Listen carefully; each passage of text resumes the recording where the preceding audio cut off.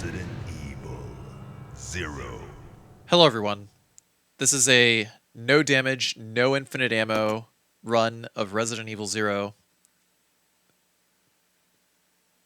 This is played on hard difficulty.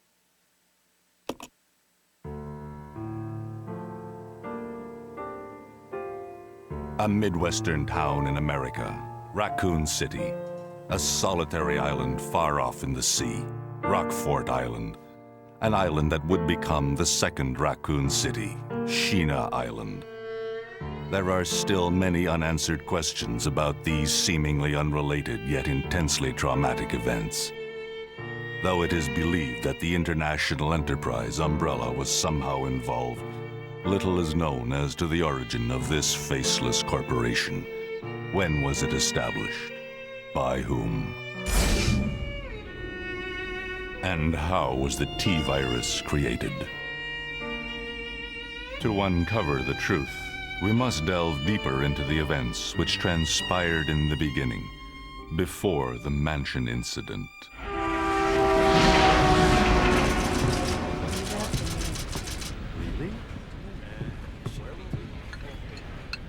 Do you think so too?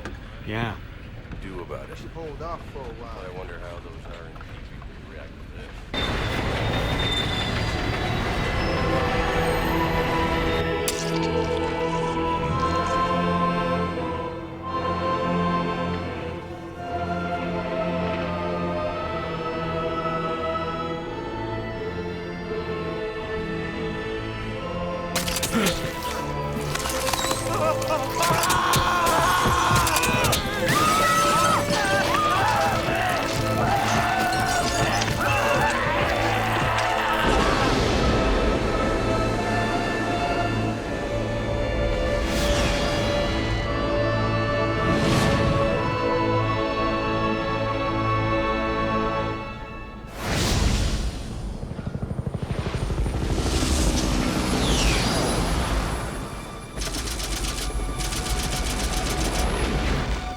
Began as a simple investigation of some bizarre murders in the suburbs of Raccoon City.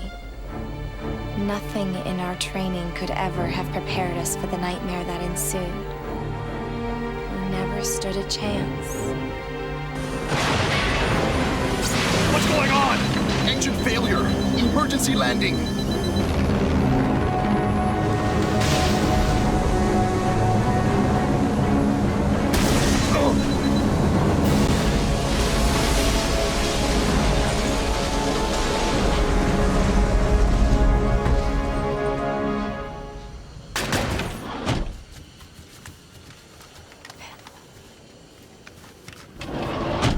Check the current position and investigate the surrounding area.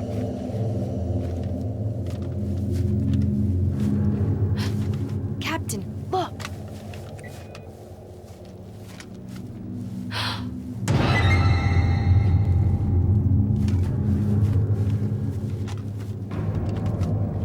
Captain! What happened?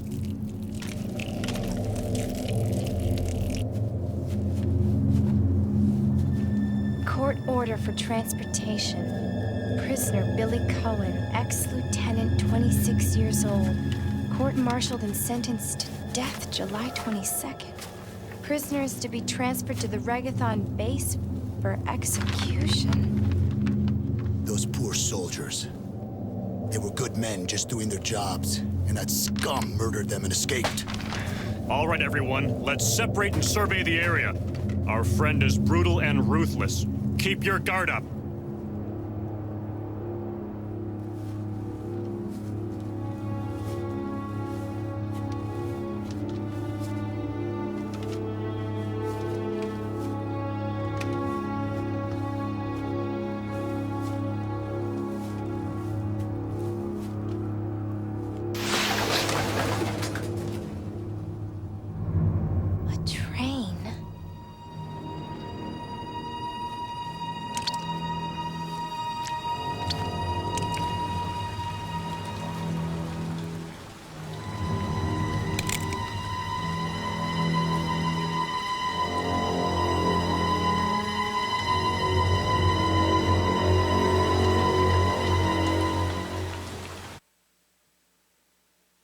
the door to safety is shut, there is no turning back.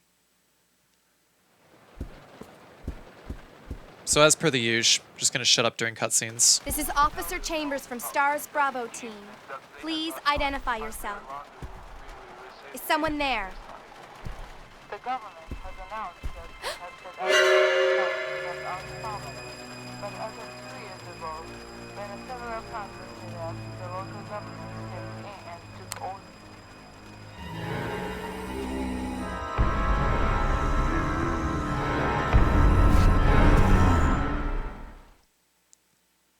The first zombie behind you always takes about 2 or 3 shots.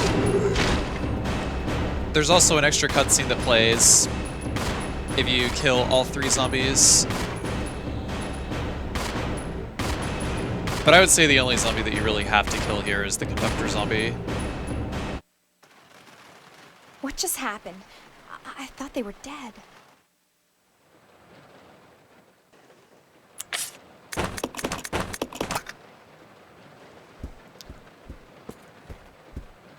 I should mention I'm also using a hack to skip doors.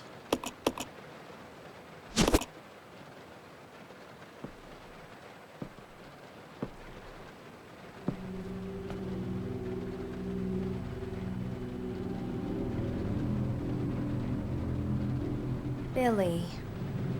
Lieutenant Cohen. So, you seem to know me. Been fantasizing about me, have you? You're the prisoner that was being transferred for execution. You were with those soldiers outside. Oh, I see. You're with stars.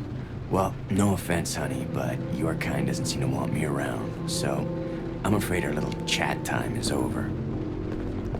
Wait! You're under arrest. No thanks, Dollface. I've already worn handcuffs. I could shoot, you know.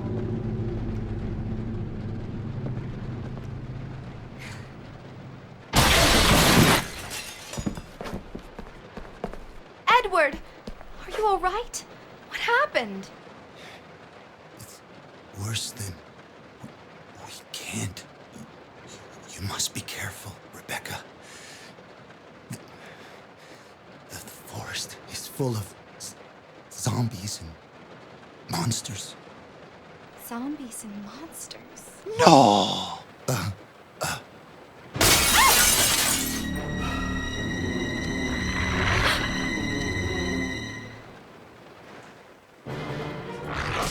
Alright, so first order of business. On hard mode, the dogs take slightly more damage than usual, so we have to run all the way back. And then when Rebecca's auto-aim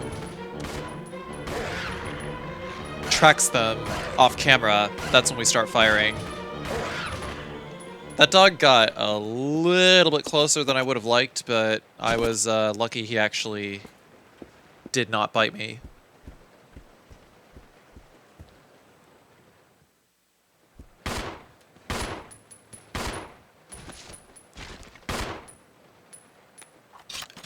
The zombies that are in the seats, you can shoot them while they're standing, but you can't shoot them while they're down in the seats. So you have to wait for them to come out of the seats before you can actually like shoot them on the ground.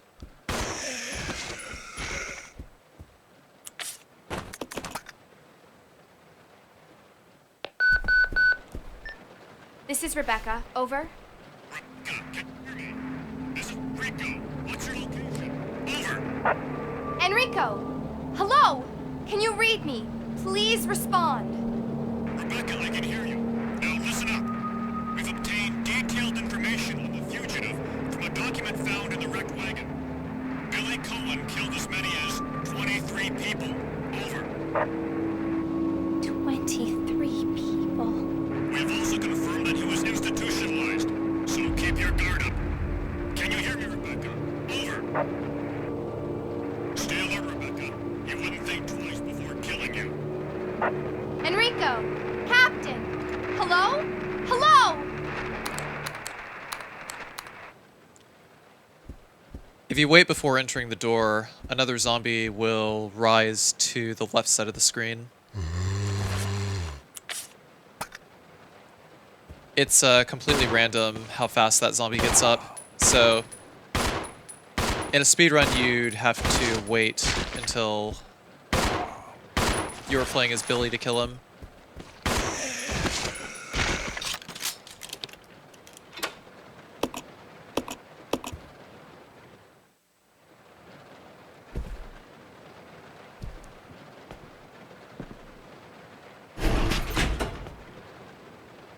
It's gonna be dangerous from here on in. Why don't we cooperate? Cooperate with you? Listen, little girl, if you haven't noticed, there's some pretty freaked out things on this train. And I, for one, want to get out of here. I don't think we stand a chance doing it alone. You expect me to trust you, a wanted felon? I don't need your help. I can handle this on my own. And don't call me little girl. All right, Miss Do-It-Yourself. What should I call you? The name is Rebecca Chambers, but that's Officer Chambers to you. Well then, Rebecca, why don't you go and try while I wait here?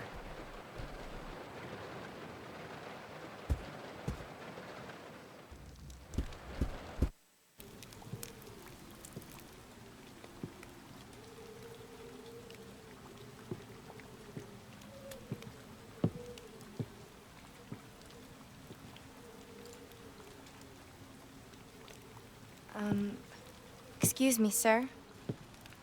Sir.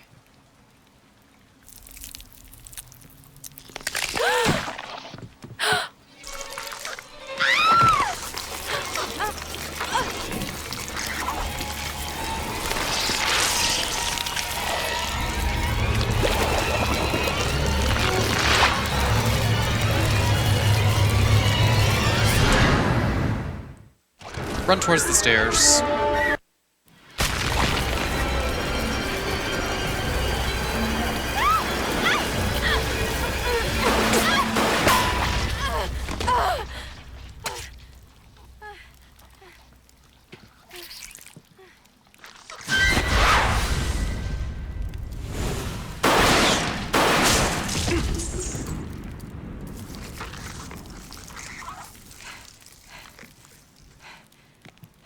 Are you okay?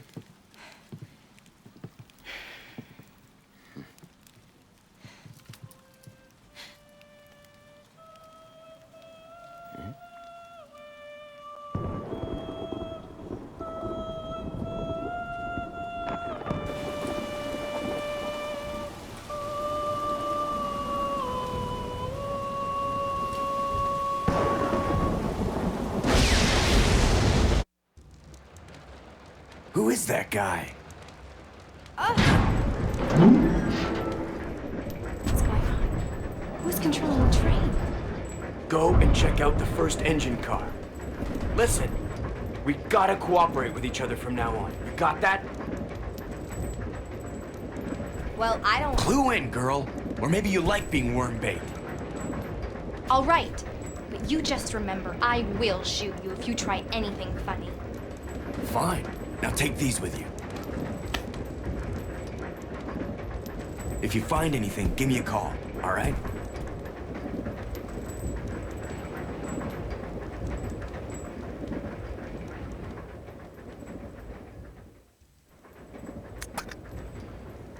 Right, so we're going to be playing as Billy mostly throughout this section.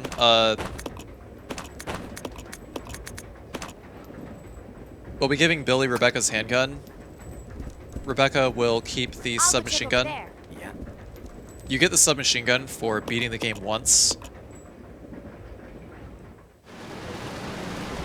For any section where I use the submachine gun, just use the handgun instead.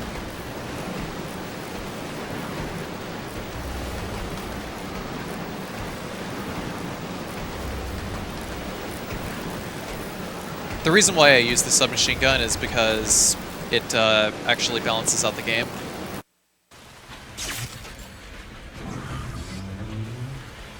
Because, I don't know, this game is actually pretty clunky, so certain enemies kind of actually need it in order to be able to clear the game without taking damage. Mostly hunters, the giant bat, Queen Leech. Even though it is a New Game Plus item, I really wish that they would have just included it as a pickup in the main game. There's really no reason that it shouldn't have been, especially since it doesn't have infinite ammo.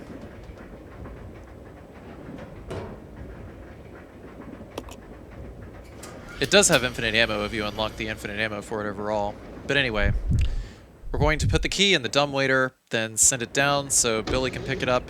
Rebecca's trapped, so we gotta go free Rebecca now.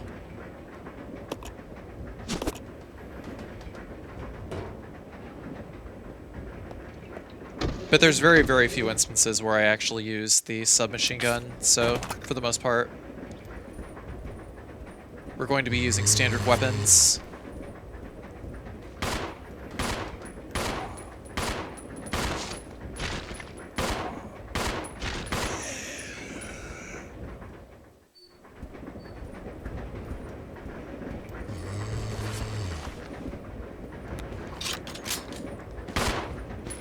The reason why we want Rebecca's handgun is specifically to mop up these two zombies.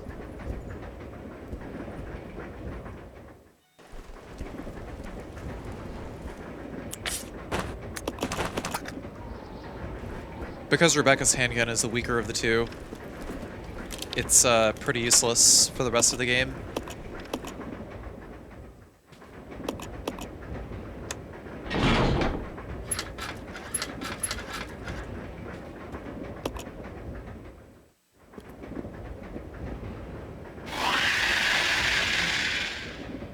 I know what you're thinking, though.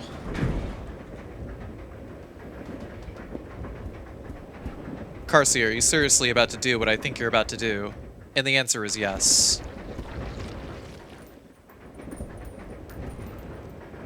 But it's actually very, very easy.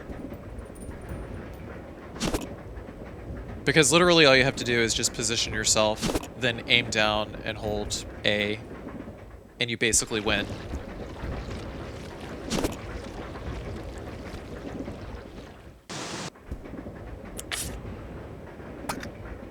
That's everything we need. We need the hunting gun, the ammo.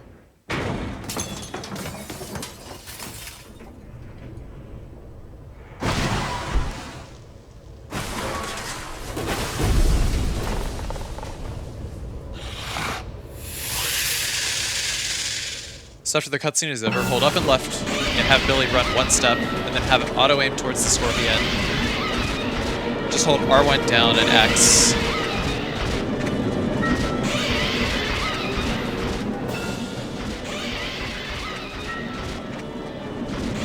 You can seriously just keep holding the button, and you'll be fine.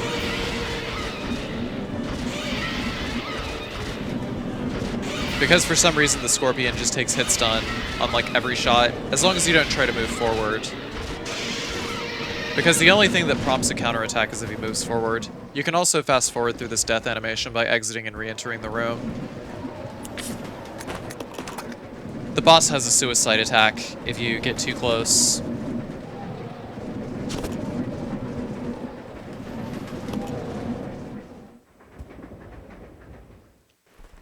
No need to pick up the briefcase yet. We're just gonna wait until the very end.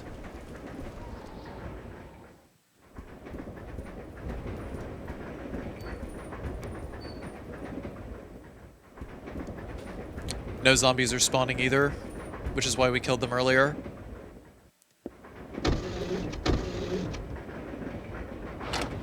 I'm pretty sure the next event flag that actually causes zombies to spawn is using the hook.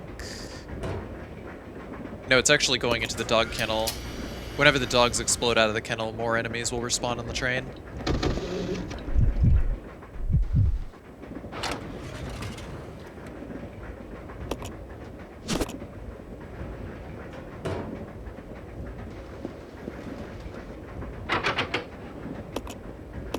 Yeah, that's right. The question is the suicide of the boss is already technically dead? It's actually just to describe the nature of the attack. When I say suicide attack, I specifically mean when the boss is like dead. It's like its final kamikaze type thing. So we're gonna give Rebecca the hunting gun, give Billy the handgun. Actually, I did this exactly wrong. I don't know why I thought at that point I was supposed to give Billy the hunting gun. This game has like Come on. Okay. excuse me. Yeah, routing this game is like really complicated. So it's like you forget which character is supposed to have which gun. But it's best for Rebecca to have the hunting gun because Billy will fire the handgun faster. Billy will fire the handgun faster if you're letting the AI control Billy.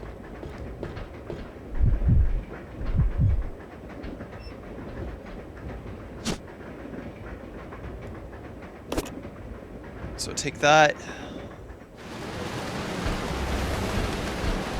Then we'll have Rebecca pull the lever so that Billy can grab the hook shot.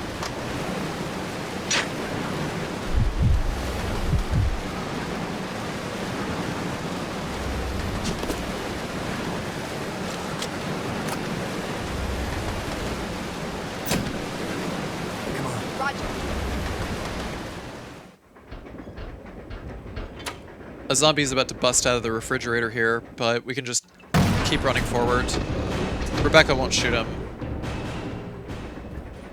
Gonna have Rebecca just move towards the wall while the zombie gets up, so that when Billy goes through the door, Rebecca will just get teleported through the door.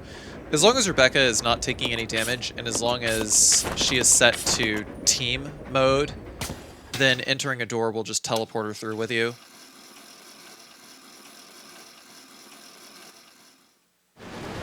Taking advantage of that will save you a lot of time in the right places.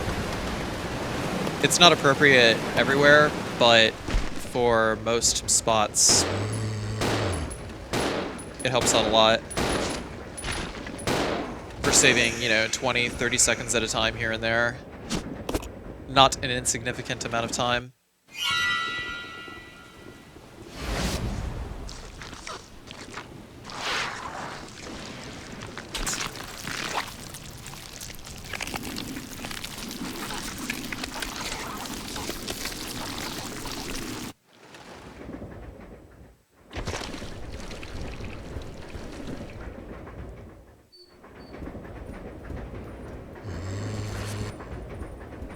This way. 2 more zombies spawn there, but we don't need to worry about shooting them. Because, once again, I'm just gonna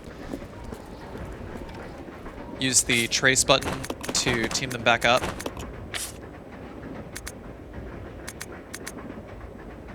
Gonna swap the hook shot into...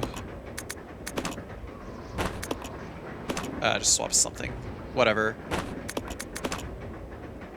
Yeah, that's about right. But we have to go back into the conductor's room to get the briefcase and combine those 2 items, the 2 rings with the briefcase, in order to get the key card to progress.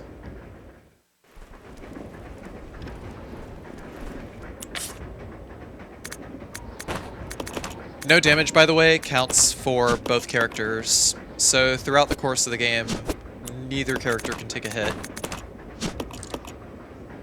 I should also mention that I did this in 9 segments, so I saved 8 times.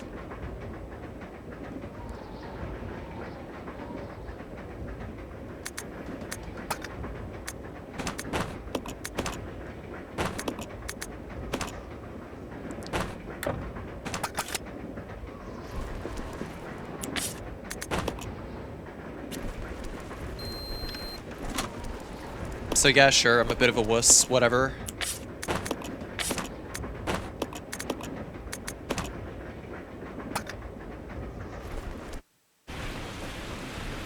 This is Delta Team, we have gained control of the train, over. Understood. This does not make any sense. How was the T-virus leaked? And why did it contaminate both the lab and the mansion, as well as a train almost 3 miles away? That's irrelevant. We must make sure no knowledge of this gets out. Destroy the train. Completely. How far away are you from the nearest branch line? About 10 minutes to. What happened?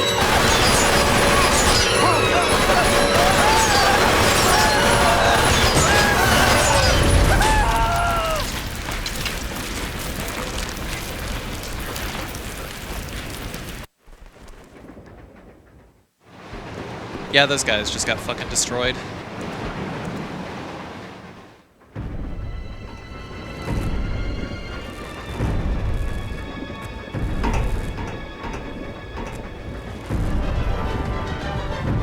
The train will either derail or crash. I gotta stop this thing.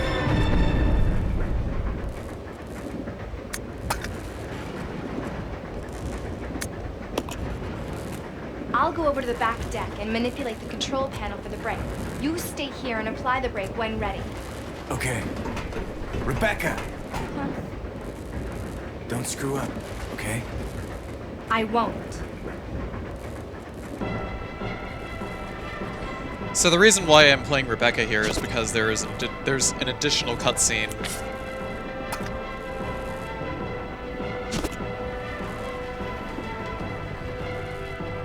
There's some handgun bullets under the cabinet or whatever. I don't even know what that was. But there were some handgun bullets there, and we also need the magnetic card. We're gonna climb up here. I also thought that I would grab the knife in order to try to cheese some areas where there might be invisible walls and you can just like stab enemies over and over again. But I just wound up not doing it because I knew that I'd have an overabundance of handgun ammo anyway. But by going to the second floor first, we avoid 4 zombies.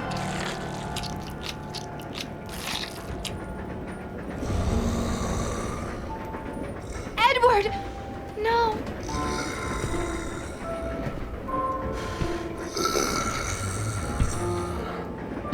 Stop! Don't come any closer!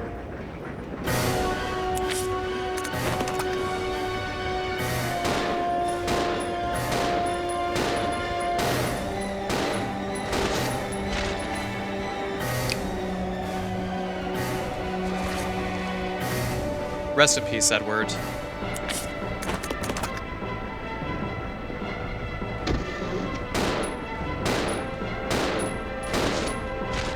Gotta make sure that I kill this guy.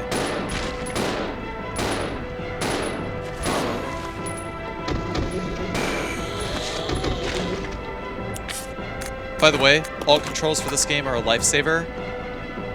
Because this game is really, really clunky without alt controls.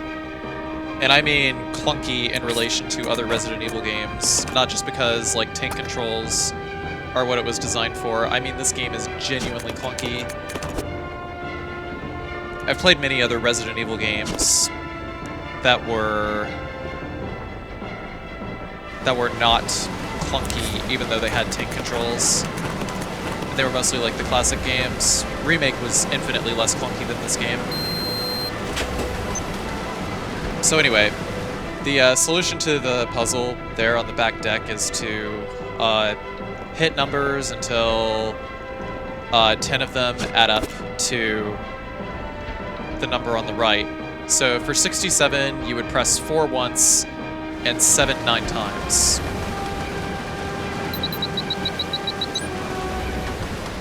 This is Rebecca. I've engaged the control device for the brake. Over. Roger, I'll put the brake on now. And for 81, we would press 9 and 8 9 times to make 81.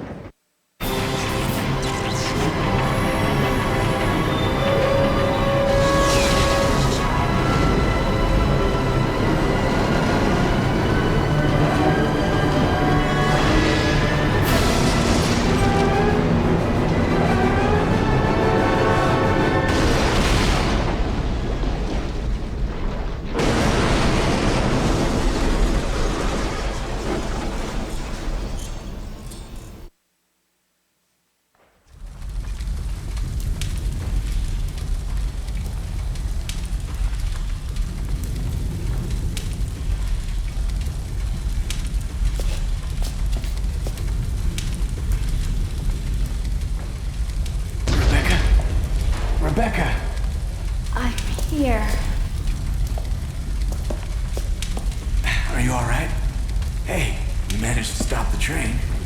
Yes, we managed. We have to find a way out.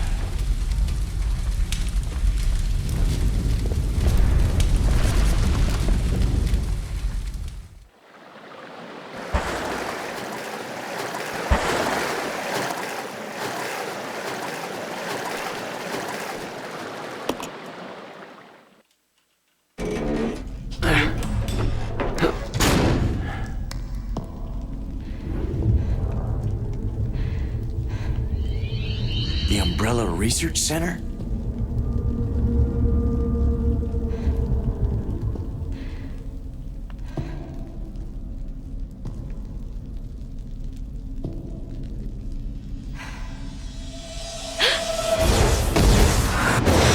The first general manager, Dr. James Marcus.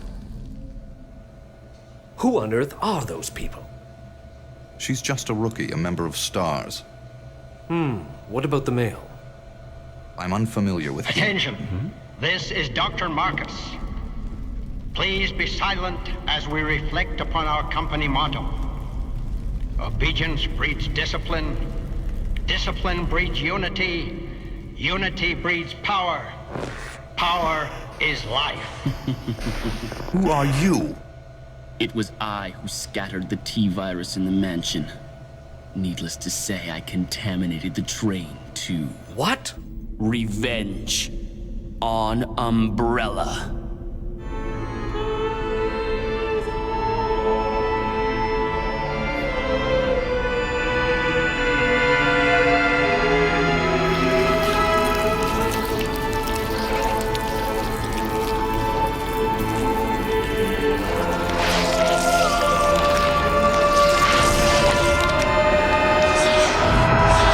Dr. Marcus? 10 years ago, Dr. Marcus was murdered by Umbrella. You helped them, didn't you?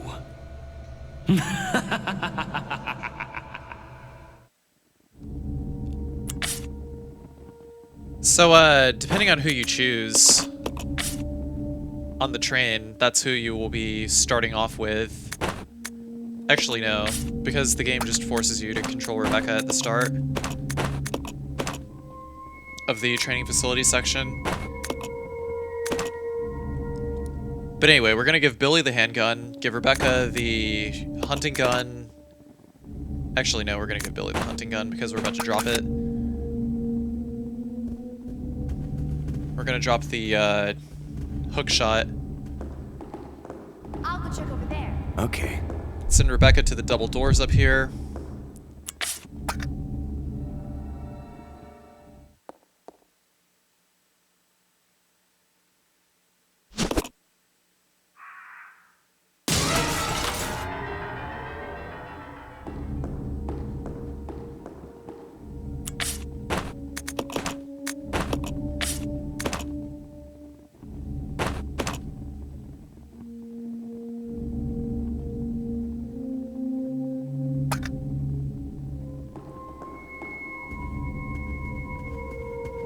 But we're gonna go downstairs to grab the shotgun and the black statue while there's still very few enemies here. Because if we wait until later, there's going to be a lot more zombies to shoot. For now, there's only 2 zombies in the dining room.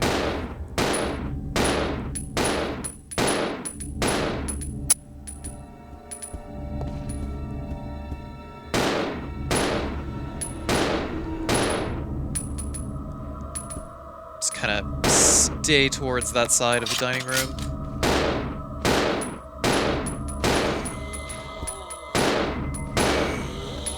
Interesting that all these candles are lit. The training facility has been closed for many, many years, but I think there was a pretty large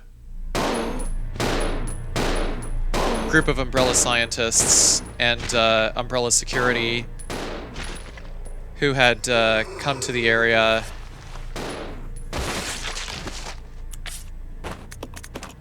in order to look into the possibility of reopening the facility because it is attached to the lab from Resident Evil 2.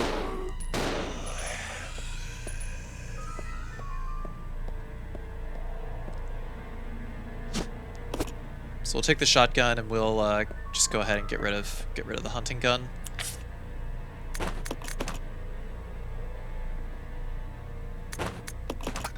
Actually get rid of the knife, because there's really no reason to keep the knife. I don't even know why I went back to grab it to begin with, aside from maybe trying to do the thing with the invisible walls earlier, but like I said, handgun bullets. Let's regroup. Okay. But I think the reason the candles are lit is because of Dr. Marcus himself. It's either that or the Umbrella security lit the candles. Because it should have been closed for like 30 years, so where are there like lit candles and fireplaces and torches?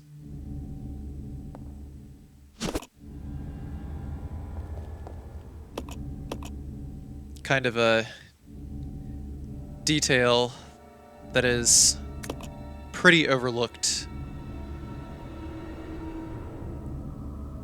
in the remake of Resident Evil 1 and also Resident Evil 0. But Resident Evil 0, you know, seems to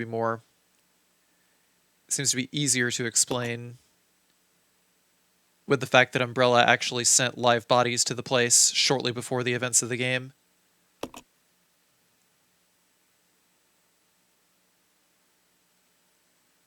They all got infected by leeches and turned into zombies.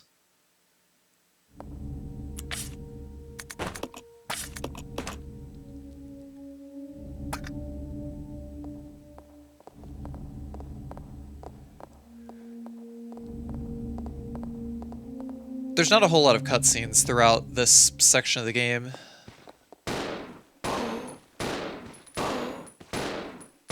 More gameplay and lore reading than anything else. I generally don't read files during no damage runs though, so if I do a kill-all run or something, then I'll probably read all the files.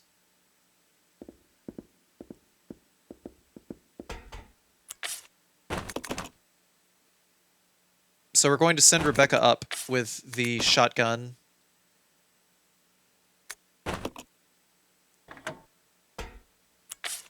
In order to take on these plague crawlers. The plague crawlers are kind of a massive pain in the ass. Unless you can fight them one-on-one. So the trick with the plague crawlers is give Rebecca the shotgun, have Billy send her up here, just walk forward a little bit, and the first one will drop down. Pow. Wait for it to start moving again. And then it'll take 3 shots. Reload really quick. Next one pops down. Boom. I'm waiting for the recovery animation.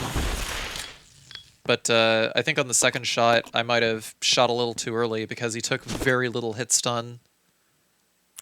It kind of pushes him back a little bit. The enemies in this game, I think they have varying levels of hit stun. Here's one such place where I feel it is appropriate to use the submachine gun. Is killing these crows. You could do it with a handgun if you want to.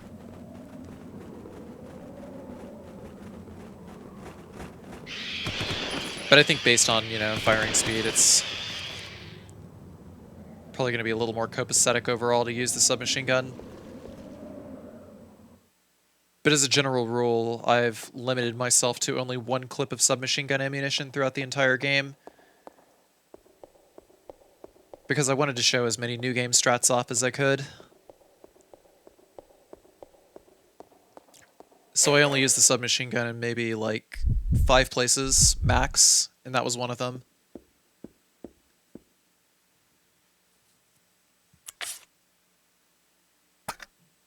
Got 15 bullets left in the handgun here. Use it to down this guy.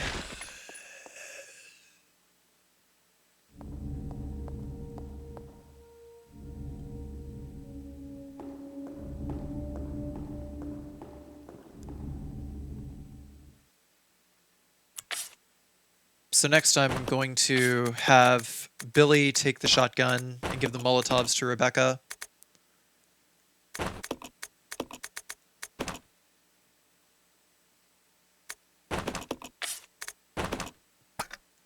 We're also going to have Billy take the handgun.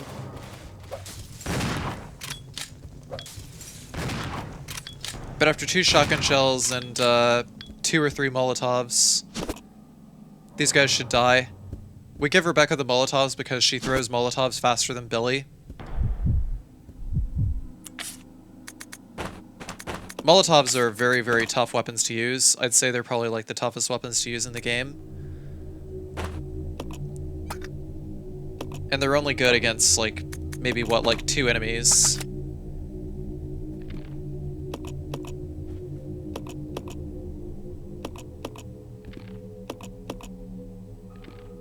It's another gripe I have about this game, is the developers just decided to draw text boxes around literally every item pickup.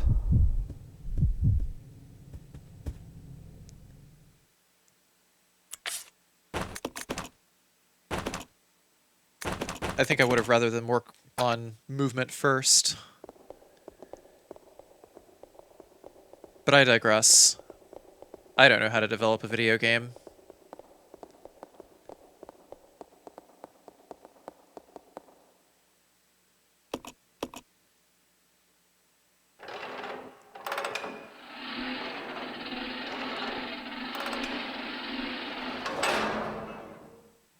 For the centipede, there's a spot where we can just stand and keep firing forever, and we won't have to worry about getting hit.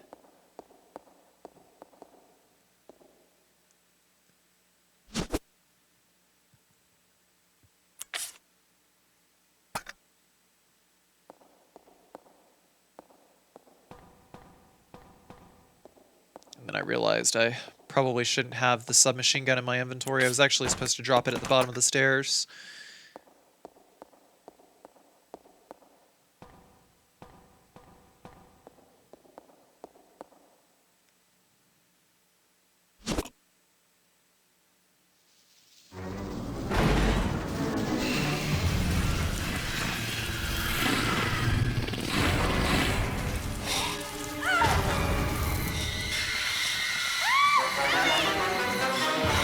Rebecca!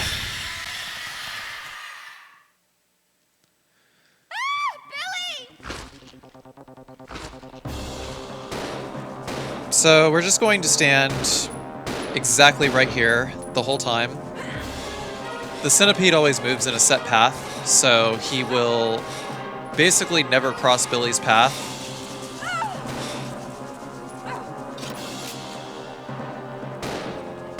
I'm just kind of moving here and there to change the camera angle so that I know if I'm actually hitting the centipede. Because for this to work, I need to waste as few bullets as possible, but you know, you can see like the green blood splatter. It takes about 50 handgun bullets to take out the centipede, but of course I don't have that many. So I'm just going to unload as many bullets as I can and finish it off with the shotgun.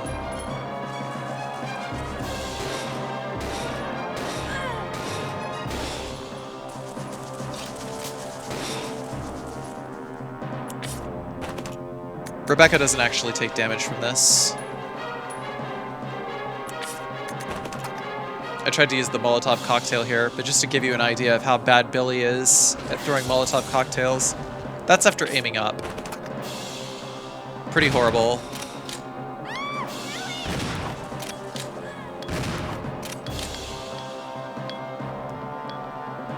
If I moved a little closer, then maybe.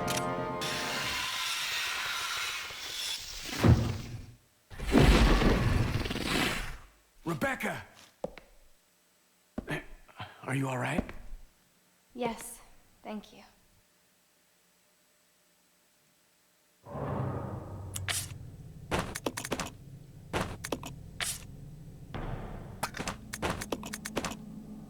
Gonna take the fire key from Rebecca.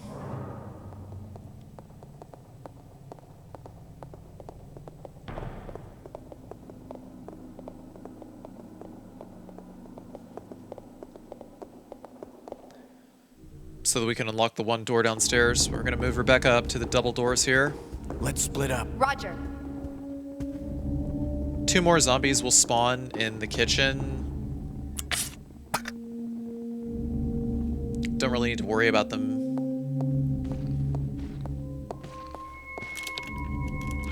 The 2 zombies that were directly in the way were disposed of earlier, so we just run straight through.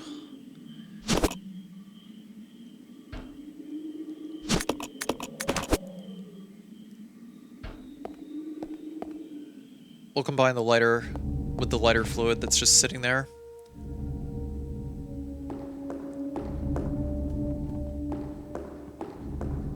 I also grabbed the glass bottle. We're about to grab another glass bottle and the fuel in the bathroom here, because this bathroom is unlocked, so we can just go ahead and mix up some more Molotovs. I'm gonna turn this down.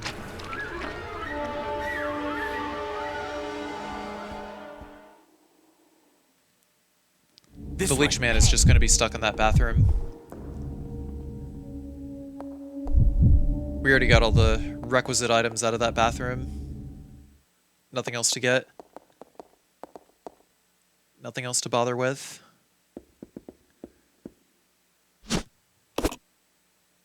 Take this microfilm. Billy needs to have it in his inventory.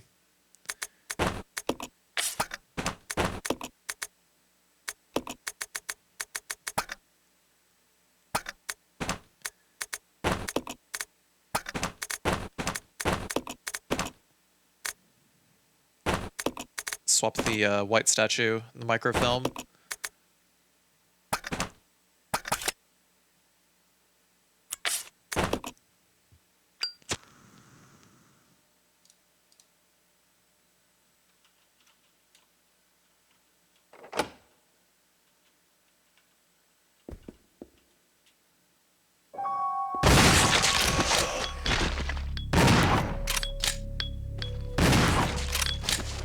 In general, the standard shotgun actually has a lower chance of decapitating enemies. The hunting gun is actually slightly stronger.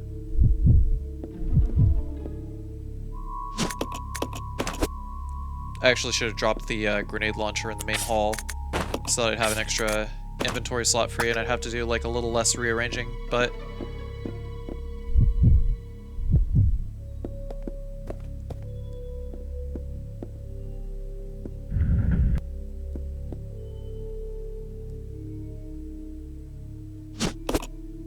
decided to keep it anyway.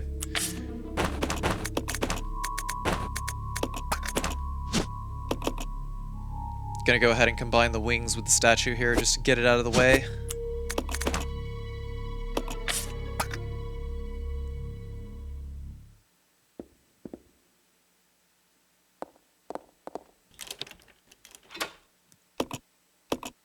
Because we teleported with Rebecca, we're gonna have her open the door.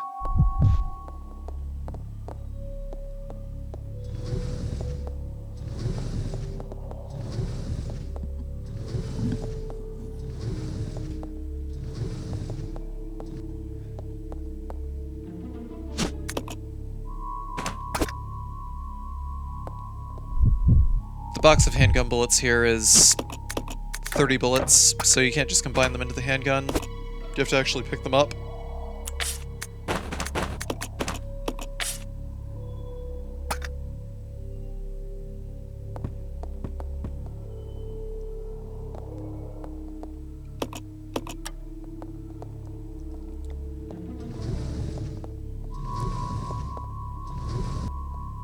In order to get the iron needle, which is actually a clock hand, gotta slowly push this thing over here. And then boom, done. It's ours.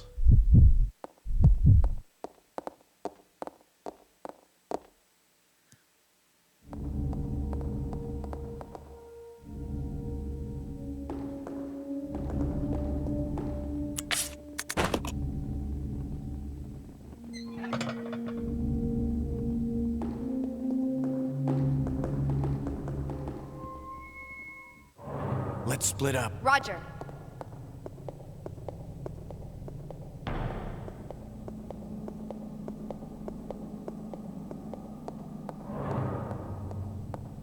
We'll leave Rebecca at the bottom of the stairs.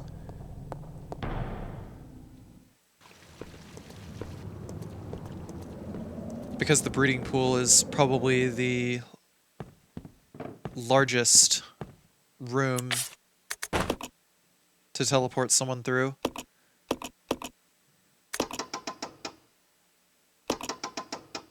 The code is 815.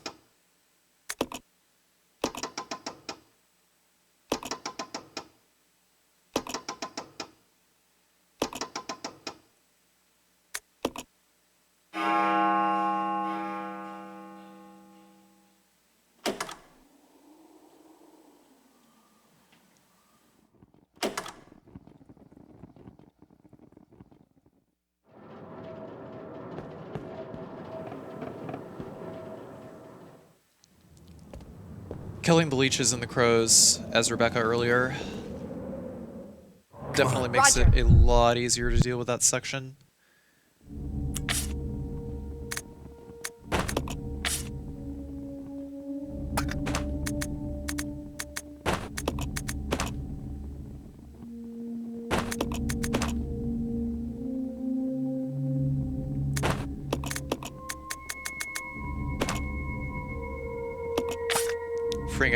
Freeing up a couple of slots to get the other microfilm in this room. Give Billy the shotgun. The faster strat would have Rebecca just sit at the door so that Rebecca can just teleport Billy out.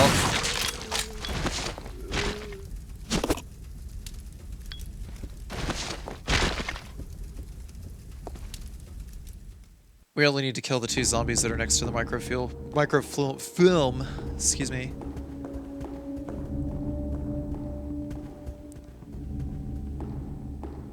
Then just put Rebecca at the top so that she can teleport us back upstairs later. We want to do this whole area in one pass, and we need 1 inventory slot free so that we can grab more handgun bullets.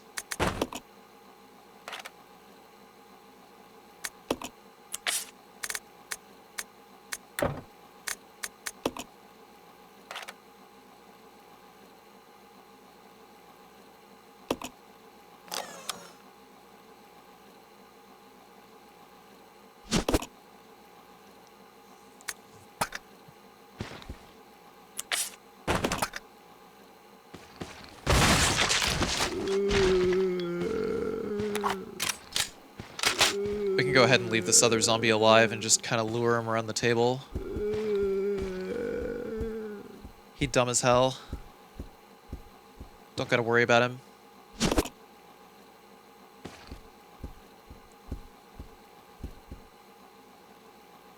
Just gonna stand right here until we figure out what direction he's coming from, then run the opposite direction.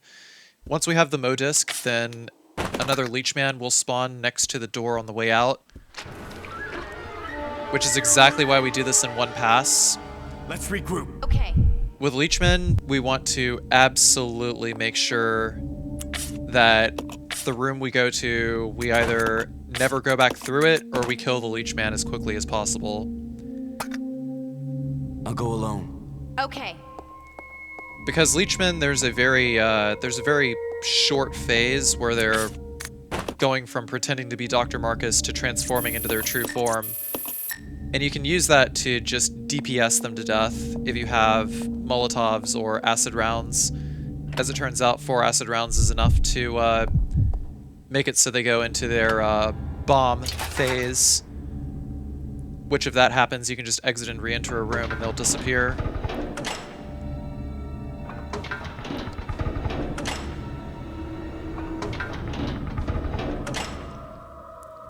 But there's only 2 Leechmen that we actually have to kill throughout the entire course of the game.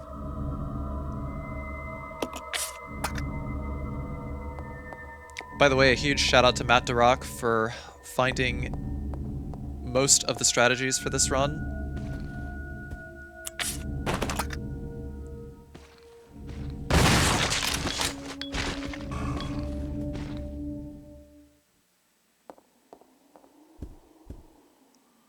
If it wasn't for him, if it wasn't for him putting in the legwork, then I probably wouldn't have been able to complete this.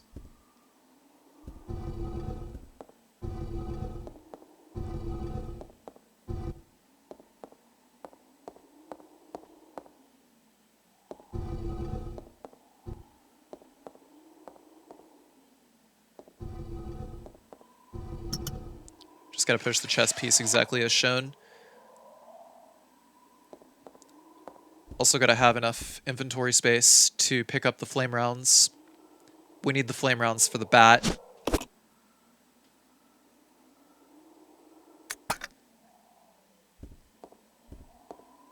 The bat boss being a horrifically broken boss, we pretty much absolutely need the submachine gun in order to be able to beat it consistently.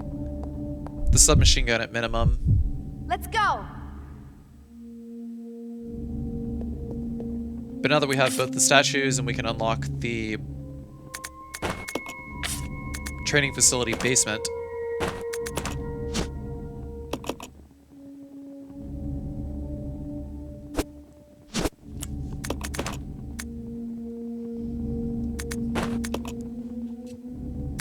we're going to give Billy the grenade launcher. We'll have Rebecca keep the Molotov cocktails.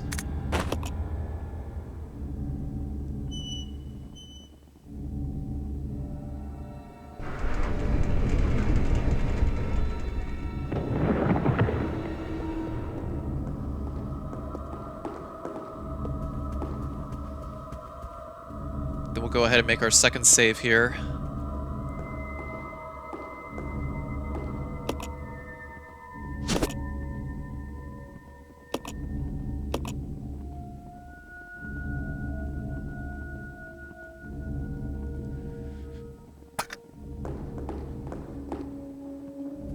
Decided to do a quick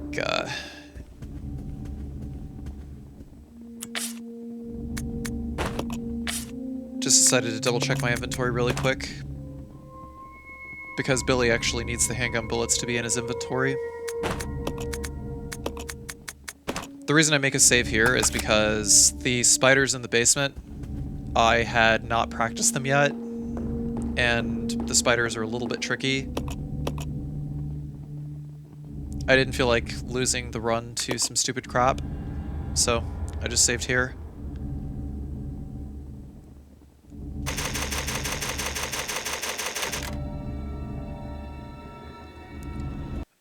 I'd say there's about roughly as much RNG in trying to do Resident Evil 0 no damage as there is in Code Veronica.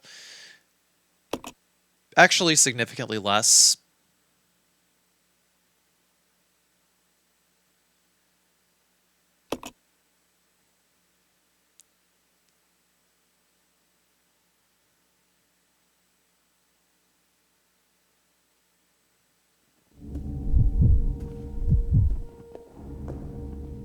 We're gonna remove Rebecca back up the stairs here to get her out of the way of the other spiders.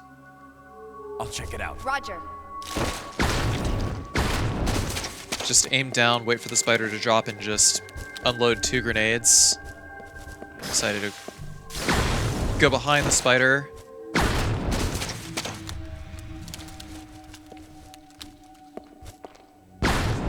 While he was dropping down, also shout outs to invisible walls. Come on. Roger. That invisible wall just totally tanked that grenade. Just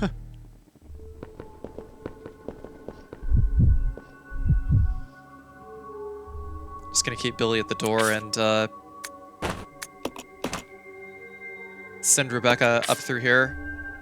This third segment is mostly cutscenes, which is why I wanted to do all the cutscenes on its own segment, so I wouldn't have to keep watching them over and over again. I'm almost there. I'm glad I could be of service. Time to go inside.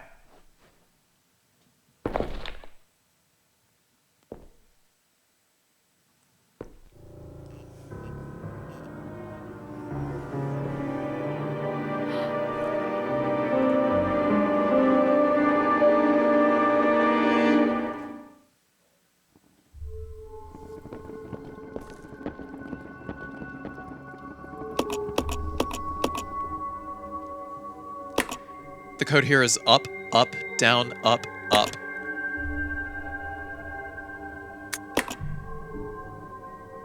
I'm not even sure how you're even supposed to read those numbers in the original GameCube version, especially over like composite video.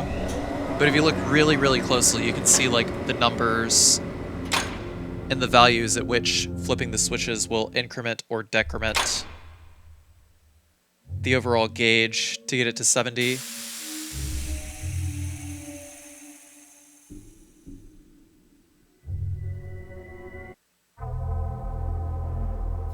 You are wasting your time.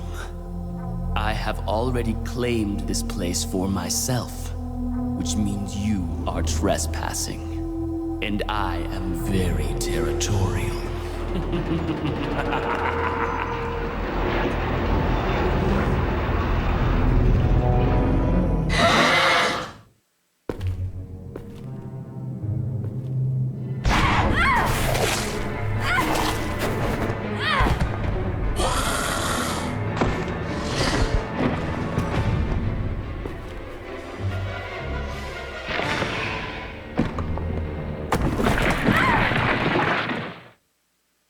It just doesn't make sense. Do you honestly believe this to be the real identity of that crazy young man? Impossible. But if somehow it is true, then Umbrella will be finished. If the old conspiracy against Dr. Marcus is revealed, Mr. Spencer's career will be over. Not to mention ours, too. So, the time has come at last. What are you going to do? I will simply say goodbye to Umbrella. The biological weapon utilizing the T-virus has almost been completed. Our only remaining task is to acquire combat data. You can't be serious. I refuse to abandon my work. I have finished the research on the T-virus, but I need a little more time to complete the more powerful G-virus. Do as you wish. I will follow my initial plan and lure the STARS members into the mansion. Their superior combat training should make them perfect test subjects. Fine. In the meantime, something must be done about that madman. As I recall, URC is equipped with a self-destruct device in the basement. I'll find it, set it off, and annihilate the place to nothing more than a mass of rubble.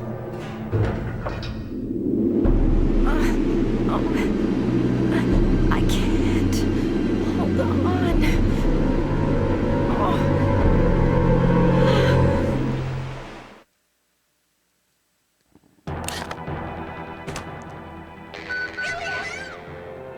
So from this point on, we also have to deal with the monkeys, or eliminators, as they're called. There's 3 boxes of handgun bullets here, so about 45 extra handgun bullets or so. Didn't actually count, but it is not an insignificant amount of handgun bullets to ignore. I'll take the shotgun shells after we decapitate that guy. We don't need to mix any more gas or anything, so any more Molotov cocktails, we don't need them anymore. In the cutscene, when he said biological weapon utilizing the T-virus, he was specifically referring to the Tyrant at the end of Resident Evil 1.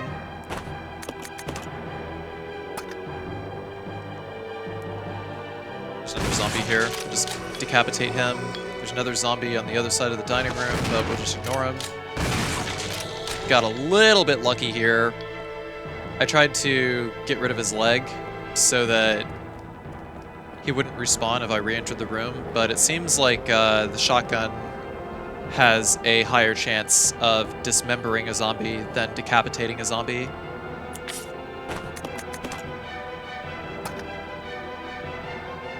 So here, we're going to just stand right here and only fire when an eliminator comes on the screen.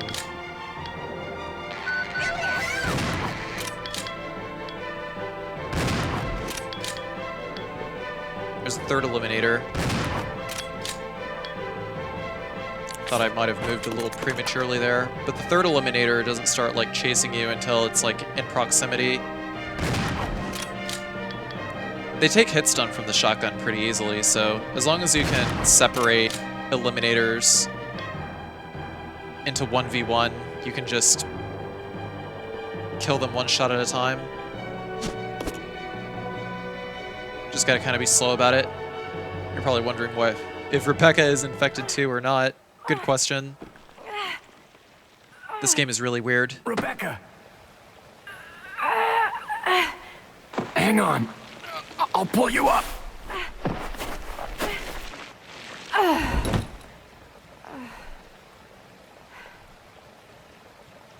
Thank you. Don't mention it. Just keeping my word. We promised to cooperate with each other. Remember?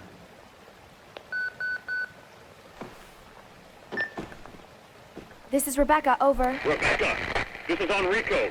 Have you managed to locate Cohen yet? Over. Rebecca, answer me.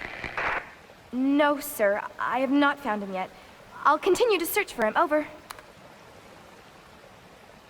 Rebecca. My first mission, and I've already disobeyed orders. So much for my great law enforcement career. Oh well, I probably won't live long enough to worry about it. Billy, I just need to know. I need to know the truth. Did you kill 23 people? I'm not going to judge you. I just want to know the truth. It was around this time last year.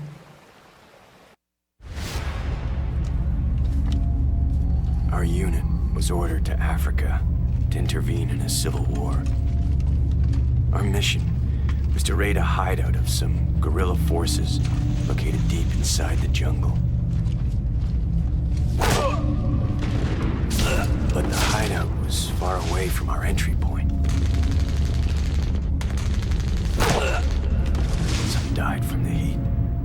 Others were killed by the enemy.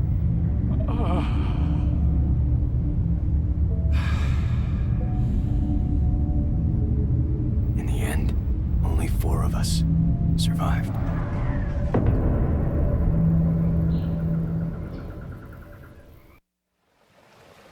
Only, there was no guerrilla hideout.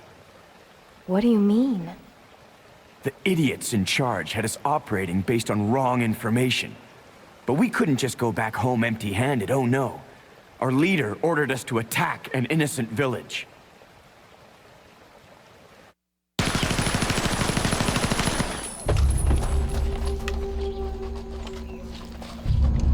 Get rid of them! Kill them all! Please, sir! Ceasefire immediately! Shut up!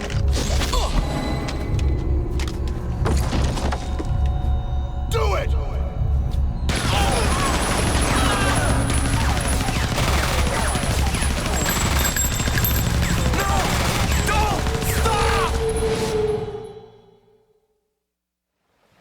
So did you execute those innocent people?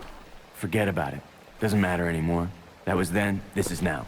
Besides, you said you wouldn't judge me. I'm not judging you, but it does matter. Look, now my people think you killed those MPs in the van, but I don't think you did. It was those zombie dogs, right? When they attacked the van, you were able to escape. Isn't that right? You don't get it. I've only got 2 choices left. Either report to the Marines and serve out my sentence, or keep on running for as long as I can. That's all.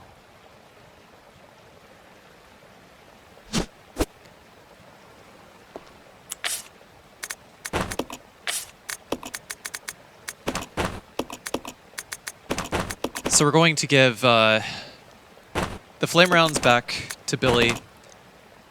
Actually, I don't really think we need to give the flame rounds back.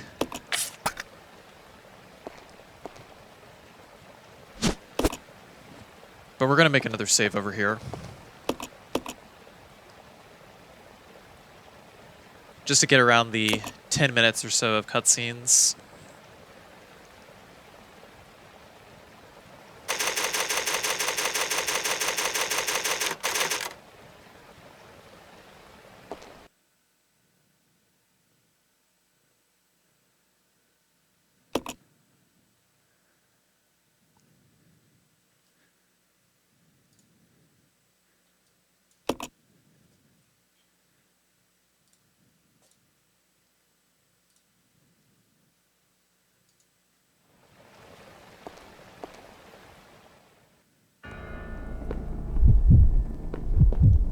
Gonna switch back to Billy, and actually, yeah, we do need to give Billy the flame rounds here because we're about to use the rest of our grenades to kill the rest of these spiders. Gonna move straight forward and run behind this spider rather the spider that drops down. We leave this other spider on the wall for now, so that we can go ahead, get rid of them. They don't hit Rebecca. And we're going to sacrifice one flame round so that we can get the custom handgun parts. Come on. Roger. Rather, the key to the custom handgun parts. We just got to stand right in between them, and the flame round will hit them both, kill them in one shot.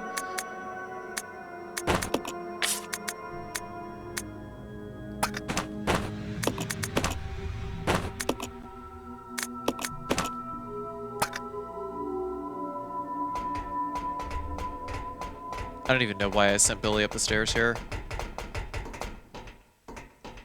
My inventory management in this no damage run was generally really bad.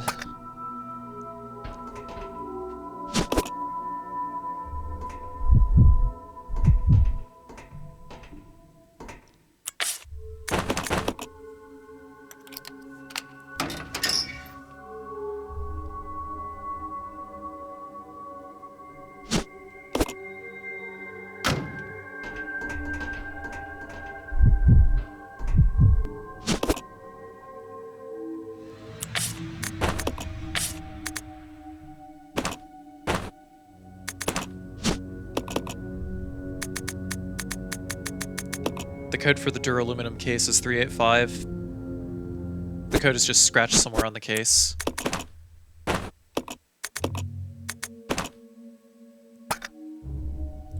We need to have 2 inventory slots free with Billy, but we'll have Billy use the grenade launcher and the shotgun.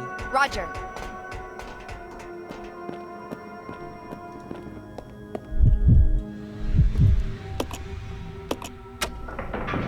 We just need to press left twice.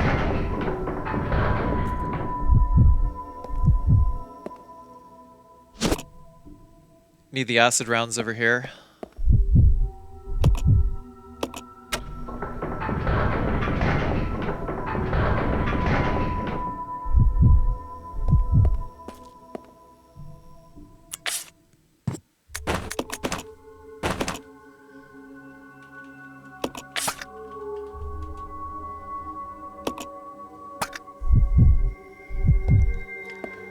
So for the hunters, we'll start with the acid rounds. 1 acid round each, and like 1 or 2 shotgun shells.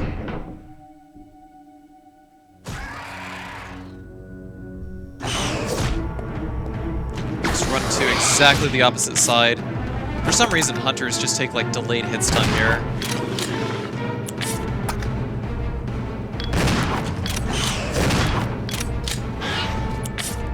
And you can only kill hunters on specific frames. It's pretty ridiculous.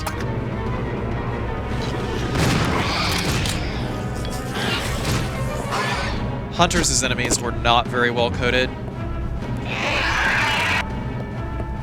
Battle sequence complete. Unlocking door.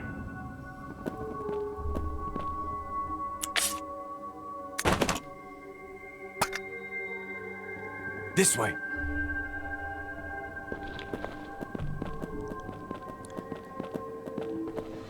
Yeah, RE0 hunters just have weird hit stun in weird places, and you can also like deplete their HP to 0, but they won't die unless you shoot them while they're in certain animations.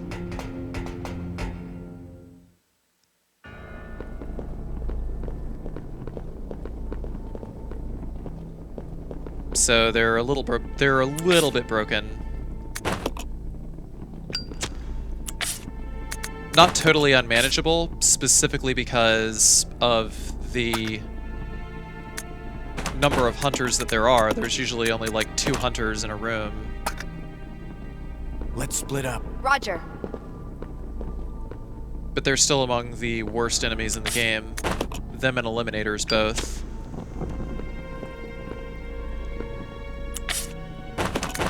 How is a normal player going to figure that out about hunters? They're not. They're just going to keep pumping ammo into it until it dies. And I'm pretty sure that's all the developers expected in this game.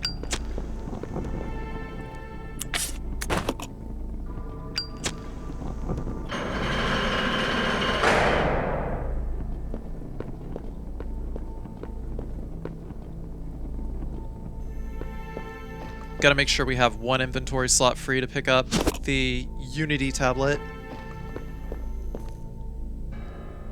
This way. Roger.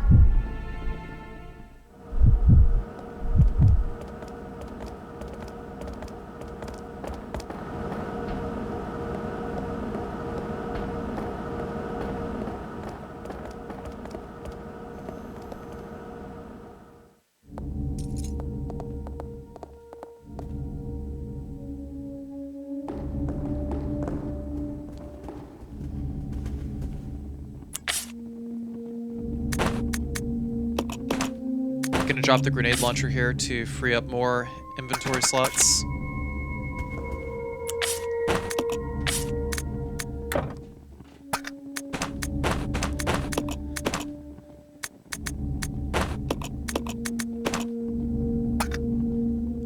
I'll check it out. Roger. Wasn't completely 100% sure what I was doing with my inventory management overall.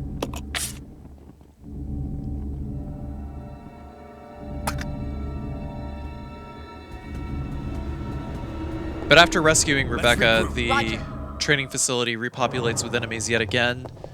This time there's plague crawlers on the 3rd floor of the breeding pool. But of course they can't come down the stairs, and there's an invisible wall blocking them, so all we gotta do is just stand at the top of the stairs, really. I'd say right where I placed the submachine gun is about where the invisible wall is. Yep, as you can see.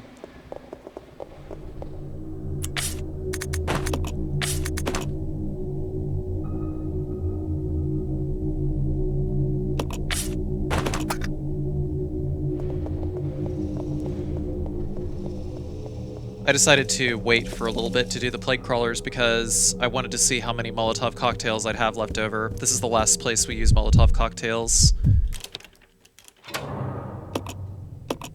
I have Rebecca once again equipped with Molotov cocktails. We're gonna run around the corner, and we have to kill the Leech Man before he is able to get off one attack. And if you start spamming Molotov cocktails before the Leech Man fully aggroes, before he fully transforms and aggroes, then you can get away with completely eliminating him. The second Leech Man, we're just going to have Rebecca sit at the door while Billy grabs the vice handle, and we're just going to have Rebecca teleport him out.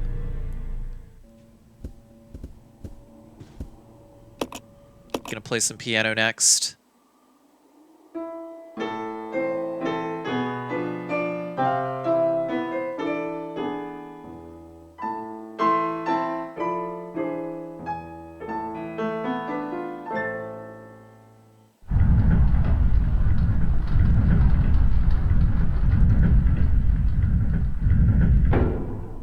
Because Rebecca still can't play piano yet.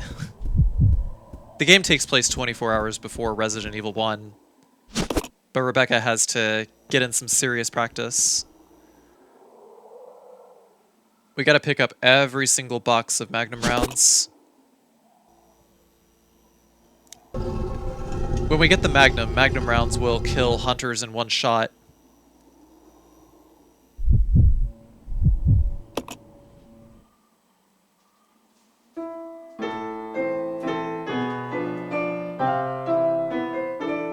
Nothing will ever kill Leechmen in one shot.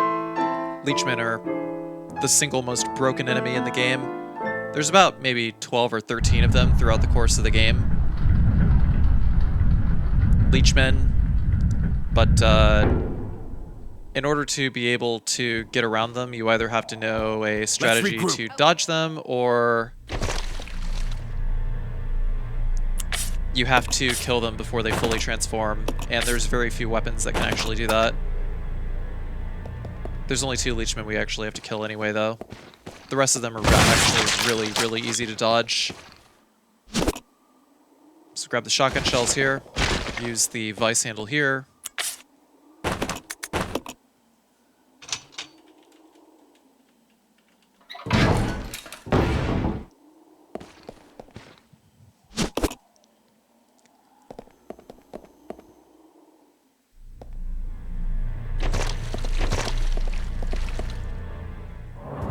Rebecca has the battery, so I'm gonna give the battery to Billy and have him go down the stairs.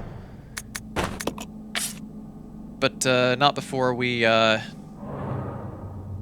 I gonna take these guys out now or later?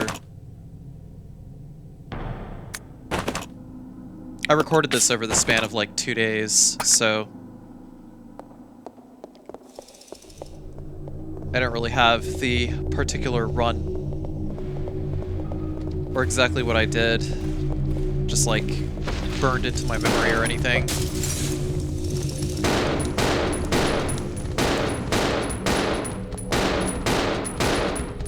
I'll just let Billy wipe these guys out, but I'll use the rest of the Molotov cocktails once they're all grouped together. There's 4 plague crawlers here. And there we go.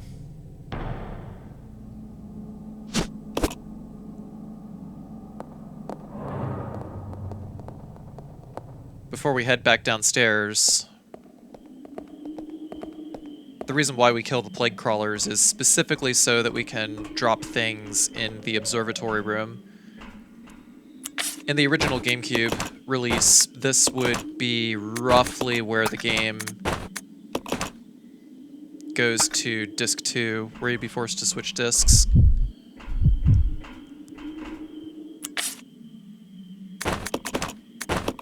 Don't ever play the GameCube release, not unless you're a masochist.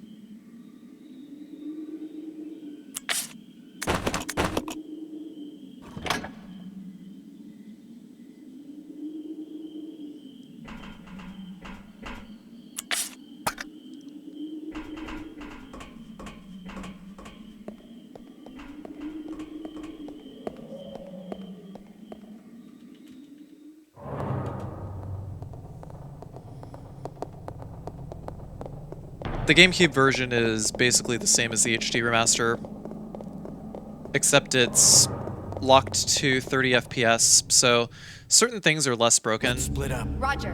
120 FPS, like you can see in the top left, that's my frame counter. I play on the PC version. Sometimes playing at 120 FPS breaks certain things, like the final boss, her projectiles all travel at such an insanely fast rate that they're impossible to dodge. So it kind of makes it impossible for Rebecca as an AI player character to dodge them, because there is a point where you can no longer control Rebecca and she goes around like turning valves and stuff. But the reason why I say don't play the GameCube version is because the controls are already really clunky, and Resident Evil 0 pretty much needs alternate controls. I never thought I'd say that about any Resident Evil game, like any classic Resident Evil game, that it just absolutely needs alternate controls, but it actually kind of does, because it breaks the game in pretty much exactly the right way to be able to make it playable.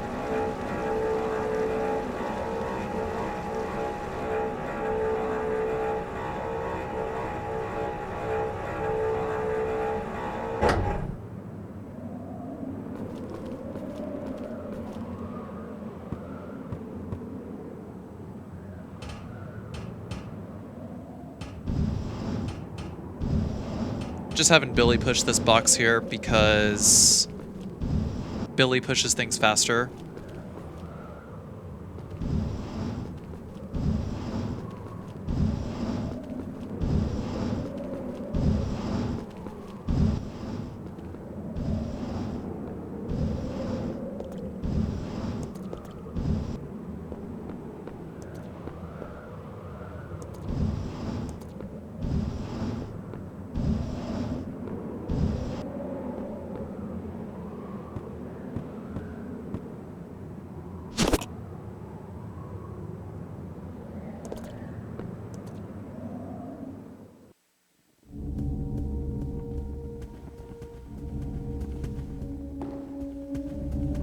This way. Roger.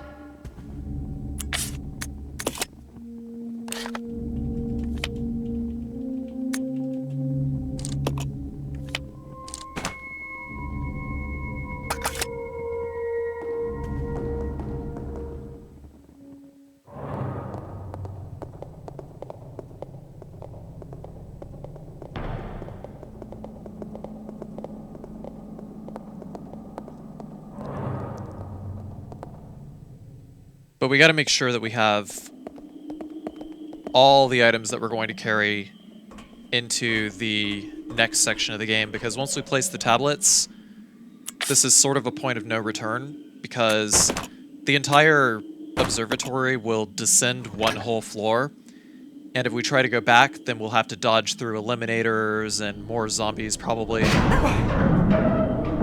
order to be able to get the stuff that we left in the main hall.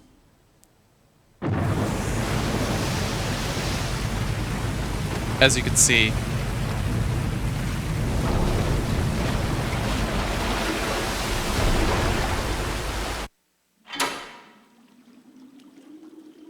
silly video game thinks it's fucking missed.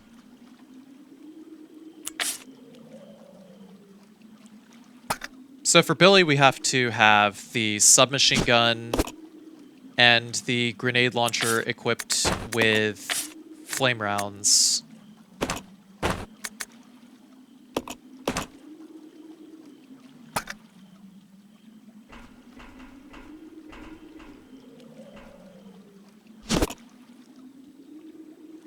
We have 5 flame rounds left over. It takes exactly 5 flame rounds to kill the giant bat.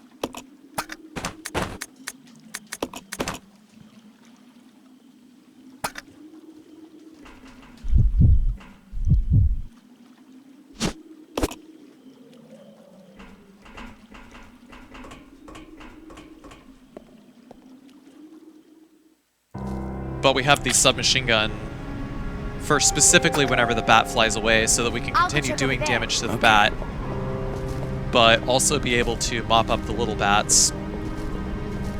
The fight against the giant bat generally takes about 10 to 15 seconds max. I leave Billy at the door there so that I can just send Rebecca over to the elevator and drop off the acid rounds, then teleport her back so that she can ammo camel. Let's regroup. Some more things across the bridge. And by more things, I mean just her handgun bullets. Because she's just going to be sitting outside anyway.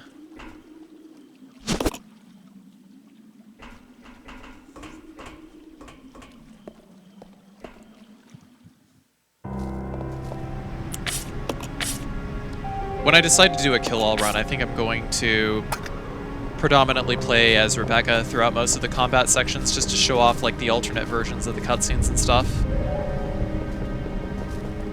That's one thing that I thought was pretty neat about Resident Evil Zero's event design, as far as like replayability.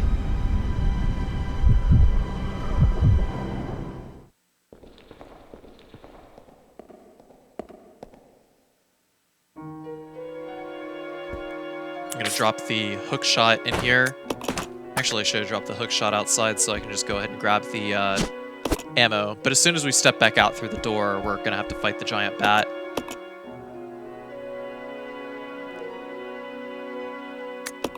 I generally open the fight with the submachine gun, and then just swap over to the grenade launcher when it looks like he's about to fly in. But that all depends on like what phase he starts in. There's like maybe 3 or 4 different permutations to the fight. But you pretty much need the submachine gun in order to kill the little bats, which are going to be the things that deal the which are going to be the things that are most likely to hit you. This fight would have been fine if it wasn't for the little bats. This would have been a sufficiently challenging boss.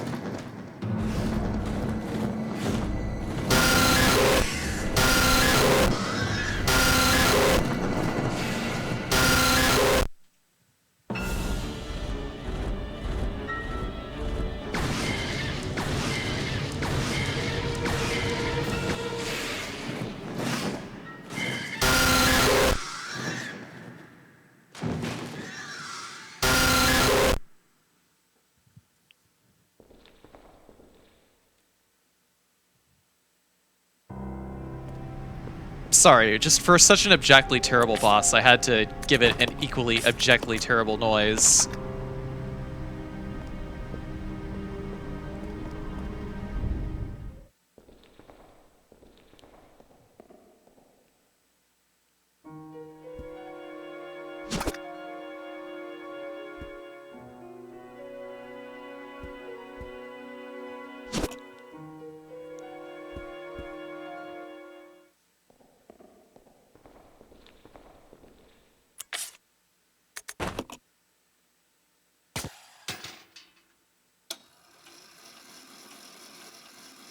Just, you know, Zubat from Pokemon, just kind of bass boost it, make the audio overpeak a little, and yeah.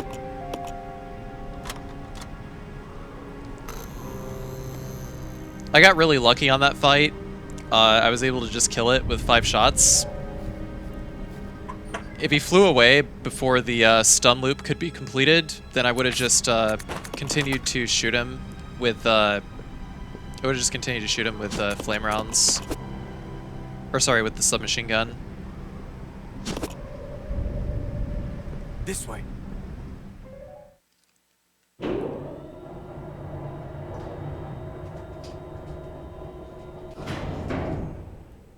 But yeah, as far as video game audio that inspires that level of anxiety, shoutouts to Zubat.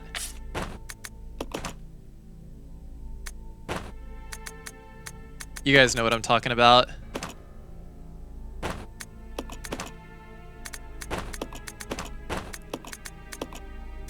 So we gotta rearrange our inventory again. Give Rebecca the submachine gun.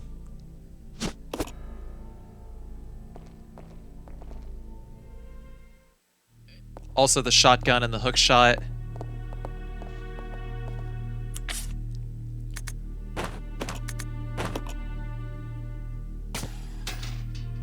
We only need like, what, 6 shotgun shells there.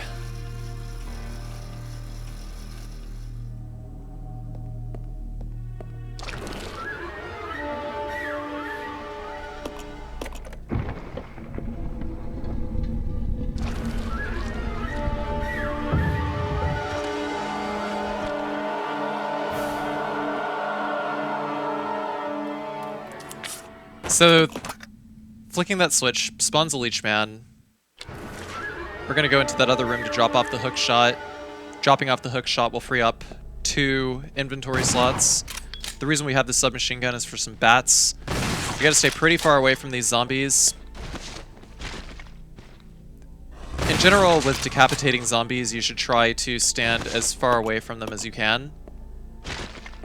Because if you do not, then sometimes whenever you try to decapitate them,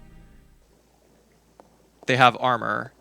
Like, they will literally just tank the headshot and then proceed to grab you and bite you. The shotgun has roughly a 50% chance of decapitating for no good reason. I'm gonna run back in here, grab the stripping agent.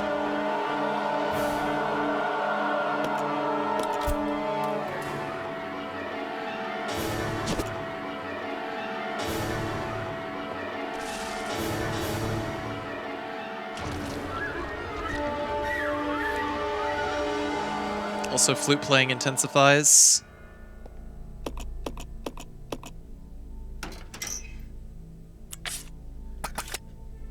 Gotta make sure we use the stripping agent.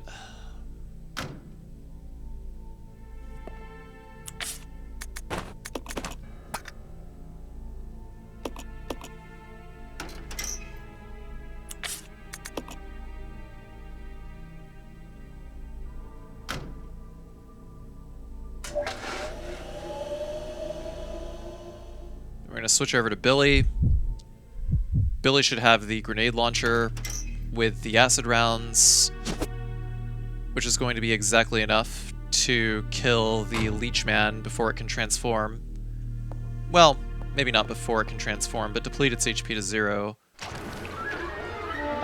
1, 2, 3, 4. Oh man, That should have actually connected. I have no idea why it didn't. But anyways, one more shot because its HP was already at 0 would destroy the torso. And when its legs start to like bulge up like that when the torso has been destroyed, that's its suicide attack. So it'll blow itself up. And we can just drop the grenade launcher in the hallway here. Go back in and grab the Leech Charm.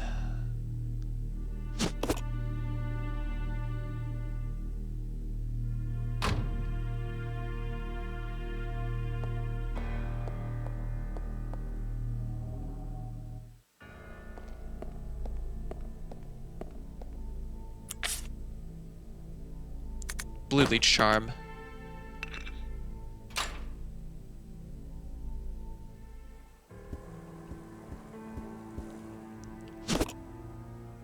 Grab the regulator coil.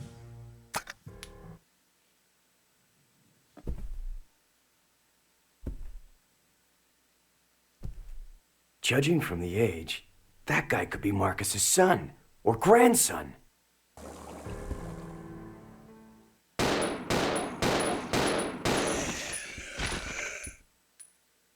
Just gonna unload on this zombie the second we come into the room.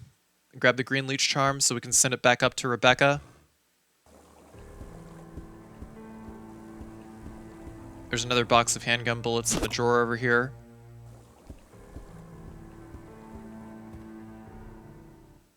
There is nary a box of ammo that I have skipped in the course of doing this run. I'm pretty sure I picked up every single box of ammo that I could.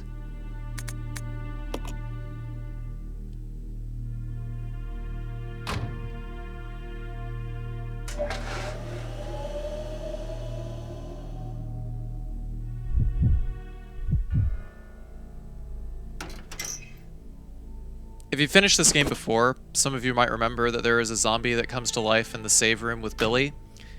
That zombie and several others, including the zombie that I just ran by just now, like the body on the floor just now, do not spawn as long as you don't stomp on the head of the zombie in the room where you use this item that we're picking up now, the gas canister.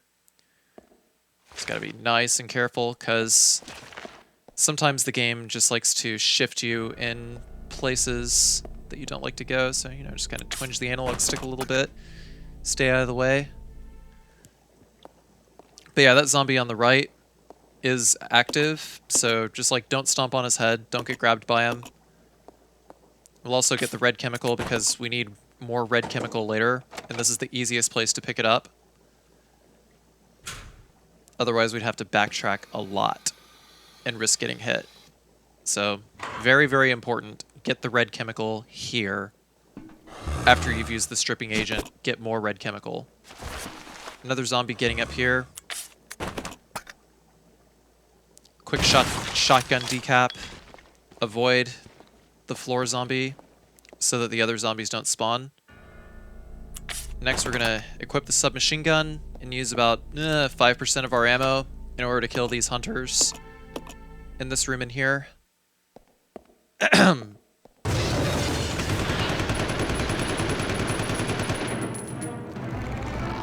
The machine gun just anti-airs the fuck out of the hunters pretty fast and also has a pretty high degree of hit stun against them. I think that putting the submachine gun in the main game without making a New Game Plus item would have been just fine in balancing out parts of the game.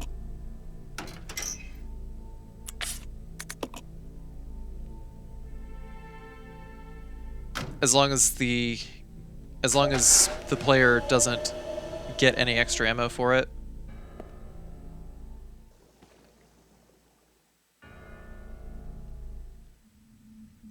After we send the dial downstairs for Billy, we're gonna go back in here, grab the hook shot, then we're going to go to the edge here and we're going to switch back to Billy. I don't even know why I went back out here. Totally forgot to pick up the dial. Oops.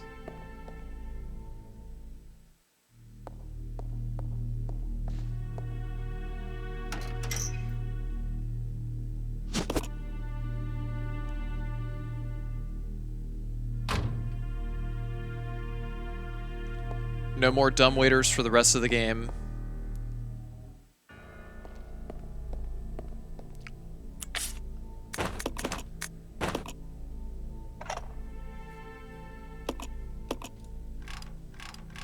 The code here is 4863.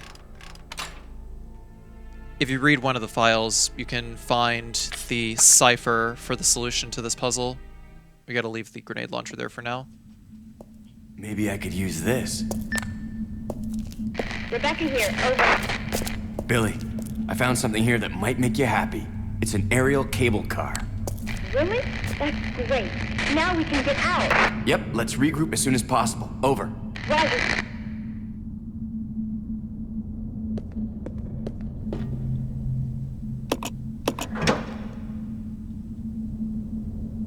Pulling this lever to activate that platform so that Rebecca can rejoin Billy.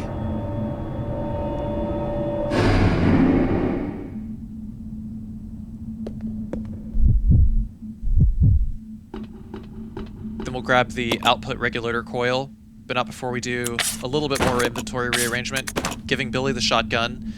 Rebecca needs to have the submachine gun, the hook shot, and the regulator coils.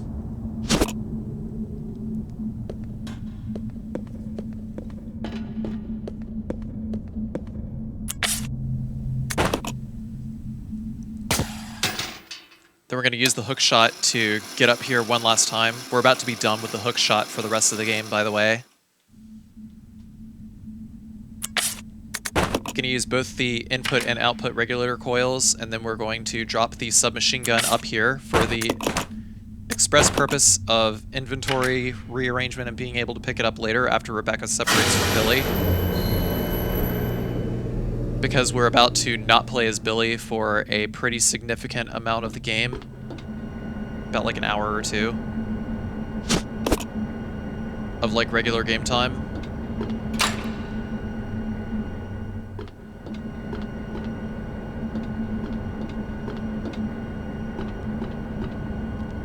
Gonna have Rebecca go back outside to grab the grenade launcher really quick and give it to Billy, and also give Billy the last 2 boxes of shotgun shells here, so that Billy can give Rebecca the handgun and handgun ammo for the Proto-Tyrant fight.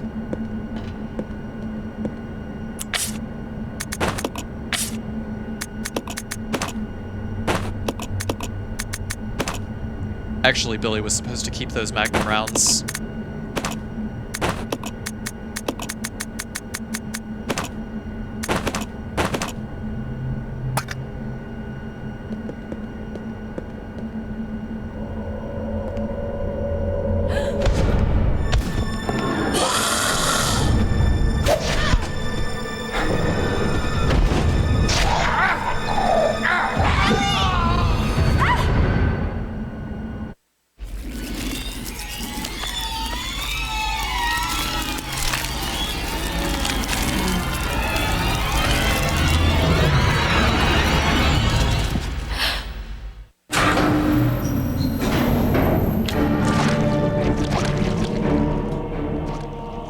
To dodge that Leech Man, we're going to hold up and right as the cutscene is finishing. Then we're going to wait a second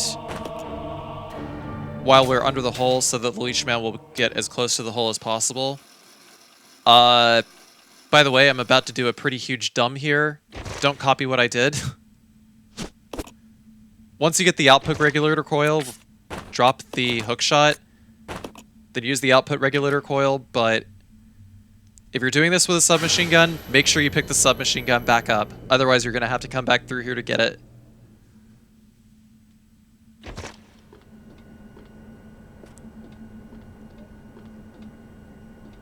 Fortunately, I had already lured the Leech Man pretty far away so that I could make a return trip at all, but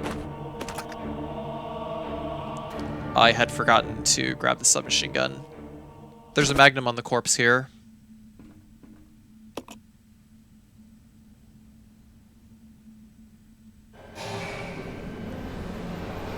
Then we're going to use the cable car, and that will send us to the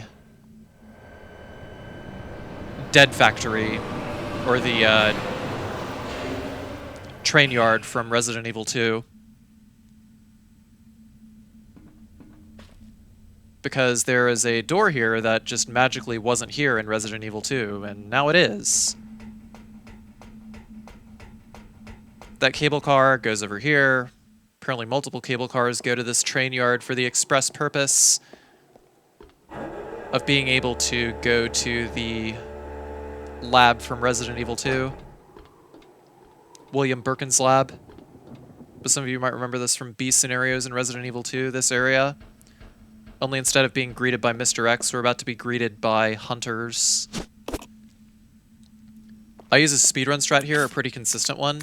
But you can use 2 magnum shots here if you want.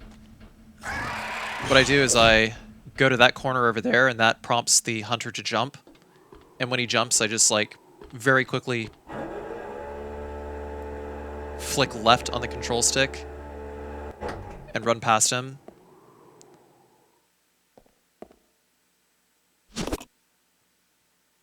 Take the handgun ammo here.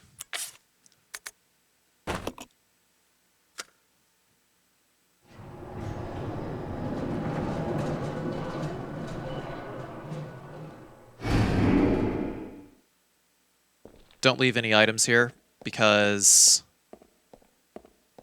if you do, then it will be extra tough to get them back.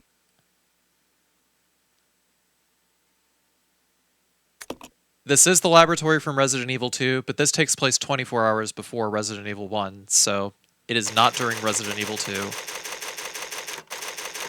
You can also not investigate the lab. The game just blocks you off. Resident Evil 0.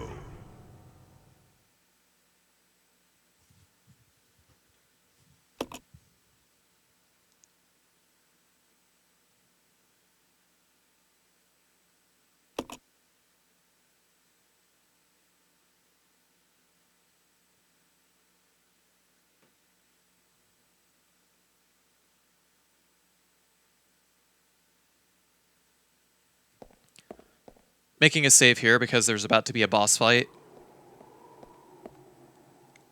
But I also needed to go back and pick up the submachine gun because, like I said, I did it dumb, and this would be the last time that I could pick the submachine gun back up with minimal risk. Once we exit the doors here, we're going to hold up and left, and then just start mashing furiously on the ladder to get back up there. So that the Leech Man doesn't head us off. The Leech Man is just really fast and really tanky. Also, no, I don't want the hook shot. I don't want that shit ever again. Get it the fuck away from me.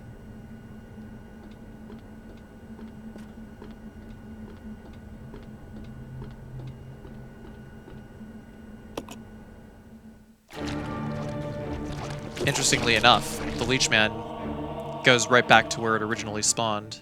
It shouldn't have. But as long as you take wide angles around it, like as long as there's enough space, dodging Leechmen isn't terrible because they can only really like attack in front of them.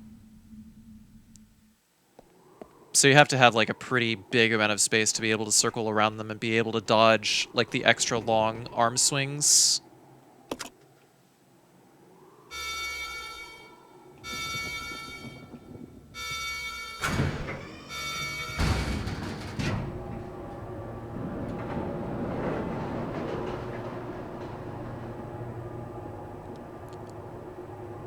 It's also the second to last time that we actually do have to dodge a Leech Man.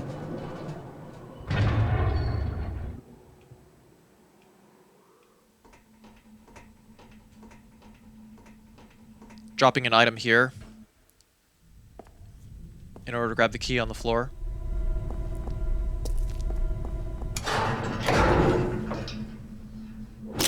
Don't shoot! You're alive. Are you okay, Rebecca? Where is everybody? They should have arrived here before me. Haven't you seen them? That's unfortunate. If we go straight from here, we should arrive at an old mansion which Umbrella uses for research. Come on, let's go. Wait! I've got to find Billy. Billy Cohen? You mean you found that criminal? Yes, but we got separated and... No point worrying about him. He won't make it. Come on, let's go. Sir, please. I need to find him. Don't worry, I'll catch up with you. Rebecca... All right. Just be careful. I never saw him again.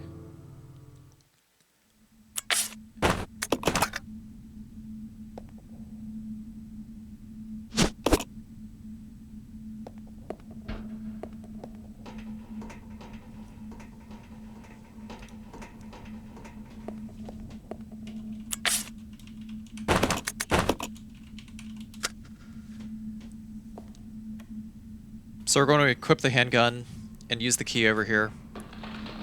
Now we gotta fight this guy. The Proto-Tyrant. What is that?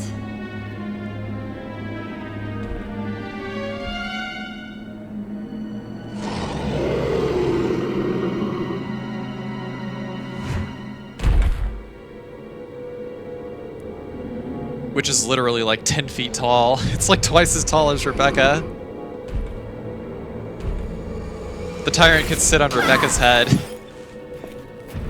and have her head up his ass.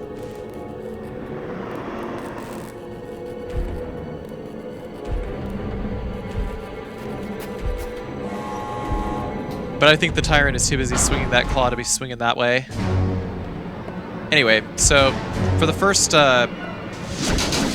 cycle, we're just gonna focus on dodging him first. Whenever he's fully recovered, we're going to not attack. We gotta only attack here while he's like getting up. And then we're going to position ourselves, kind of go to the left a little bit.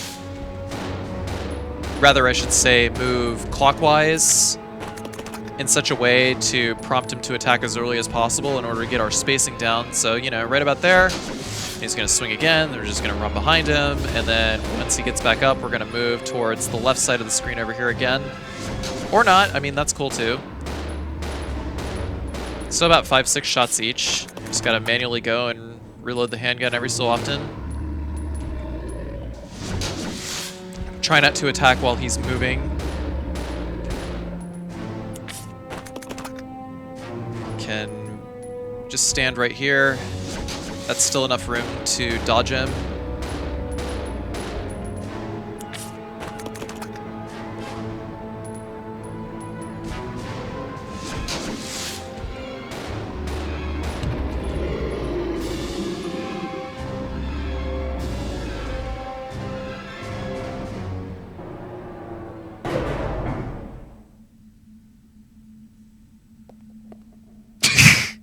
Proto-Kardashian.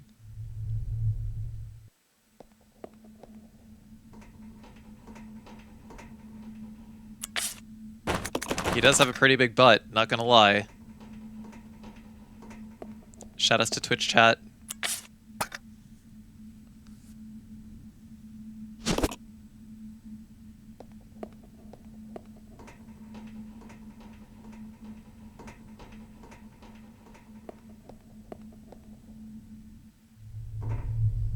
So once we're on the elevator, we're going to go to level 2 in order to pick up some more ammo. There's a box of Magnum rounds and a box of handgun bullets. First, we'll start by grabbing the Magnum bullets here, and once we try to go for these handgun bullets here, then the hunter on the left side of the screen will aggro. So we always want to grab the Magnum bullets first. Then we're going to go to level 4.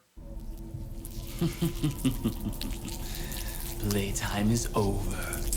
You and your friends no longer amuse me. Good riddance. Now nothing will stop me from getting my revenge.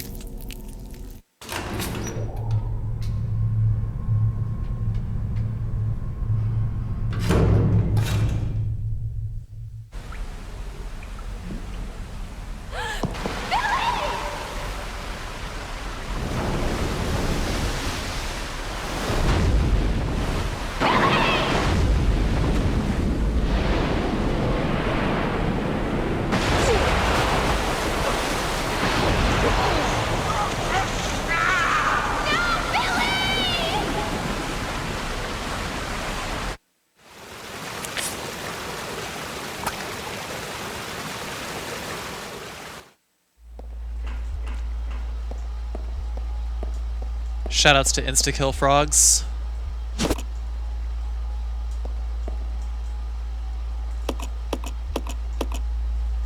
So for this puzzle here, we're just going to hit the buttons like so.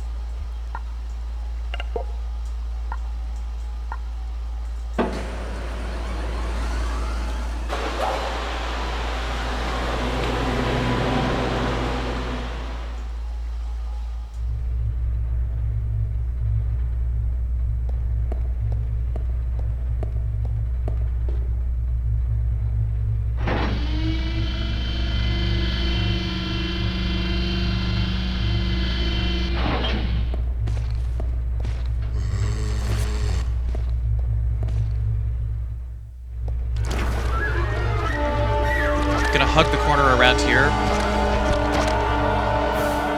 In doing so, that's how we dodge the Leech Man.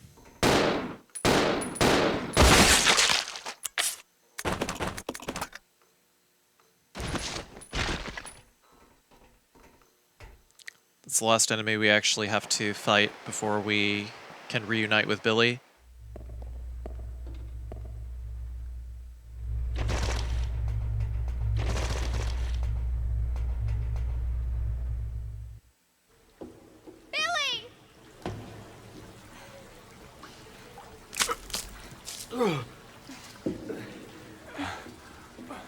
Rebecca, where am I? You're safe now. Are you okay? Hmm?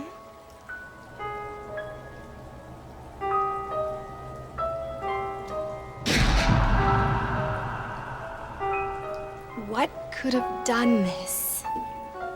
They must have been used as test subjects in Marcus's research. He must have kept messing around with the mother virus.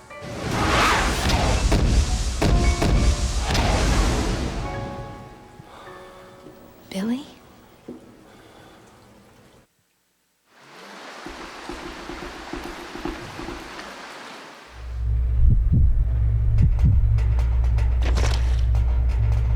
They sure did dump a lot of dead bodies there, all right.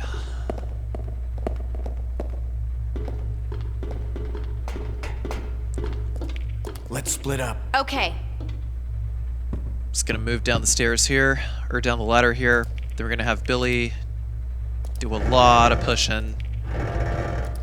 Actually, we're just gonna have him push the metal box, then climb on top of it, then have Rebecca rotate the floodgate to the right.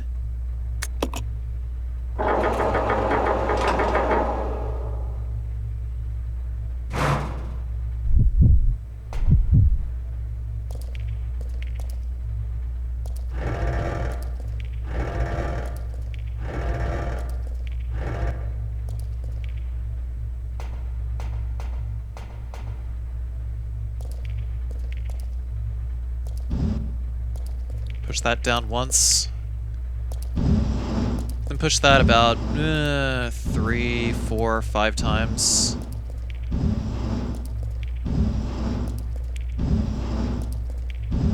Yeah, like 8 times. I don't know if it's like 7 or 8 times. Should probably double check that. Then for this, we're going to push towards the right a little bit just so it barely clears. Then we're going to push this down so that it aligns with the 4th rail on that floodgate. We're going to push to the right again, and then we are going to slam it home.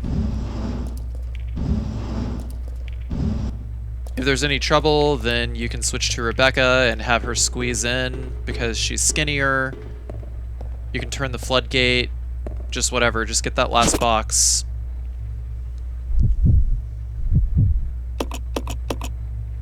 And make a bridge.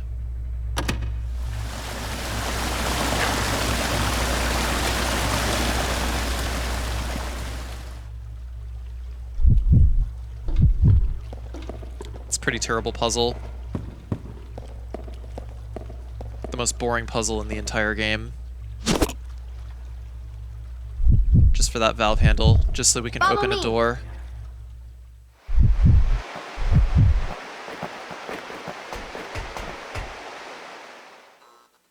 We need Billy to use said valve handle. because Billy's the strong one.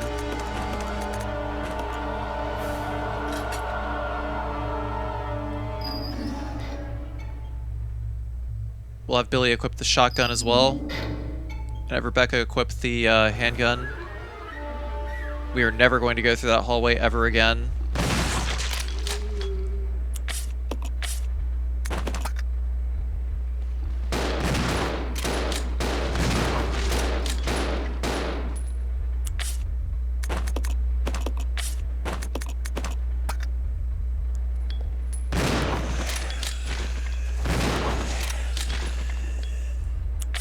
Next, we're going to have Rebecca equip the Magnum and shoot these two hunters going out the next door. We'll have Billy keep the shotgun equipped so that he can inflict hit stun. Just enough for Rebecca to be able to shoot both of them. Then we'll have Rebecca grab these handgun bullets and have Billy grab the flame rounds. Then we're going to make another save over here. The second to last save.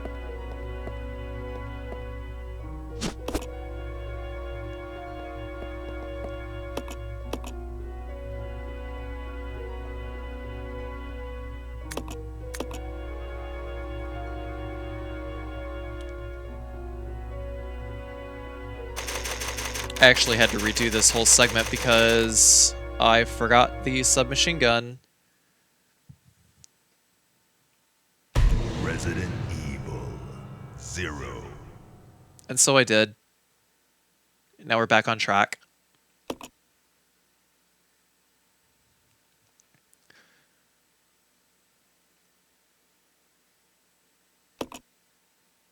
So the next thing we have to do is fight the Proto-Tyrant for the second and final time.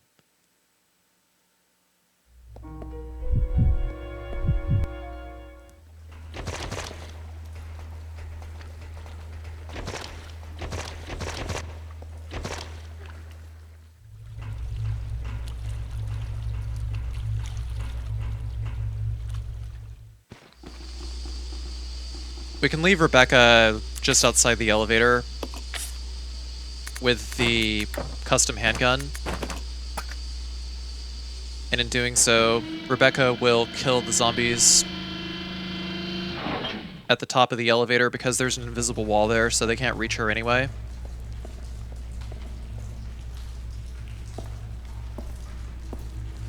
For this fight over here, there's a very specific strategy. We're basically going to catch him in a stun loop.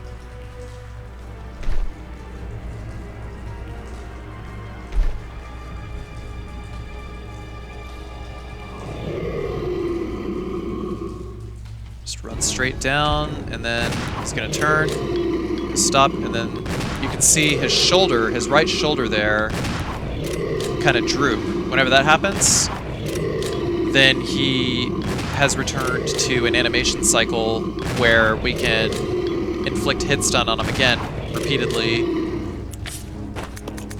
Just gotta count your shots, 7 at a time. We can just keep doing this over and over and over again. No idea who discovered the original version of the strat, but the shoulder drooping mnemonic was found by Matt DeRock. Shoutouts to him.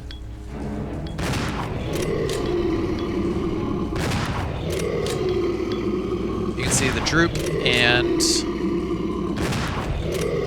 it takes about 18 shotgun shells to take him down here. Once that's done, we can go right back up the elevator to grab Rebecca. She's still killing things. All done? All done.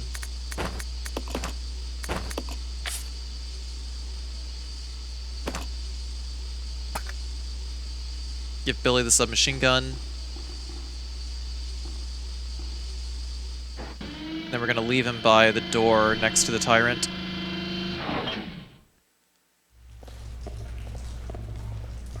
I'll check it out. Roger. We're gonna go solo as Rebecca for a little bit.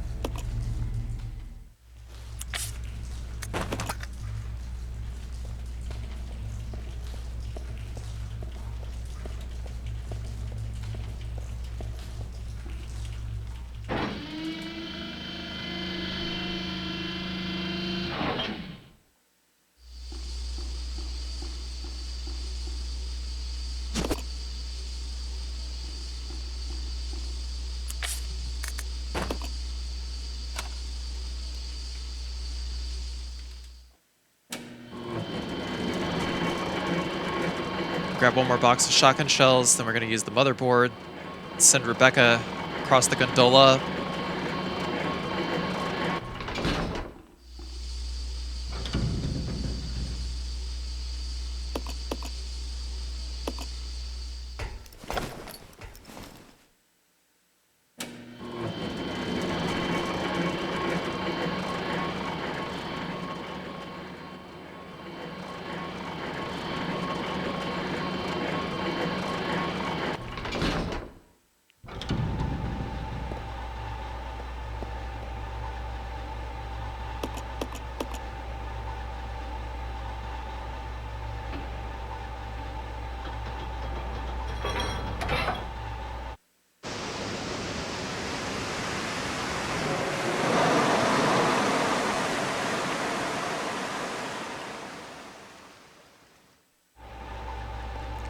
By turning that valve, it drains the water so that, or rather it opens a floodgate so that Billy can cross the bridge right outside the door that we camped him out at. There's another plague crawler here. We'll just have Rebecca go ahead and waste it.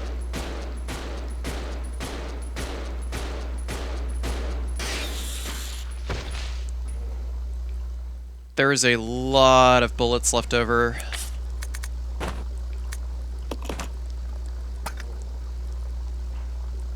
Just gonna like kind of wait here.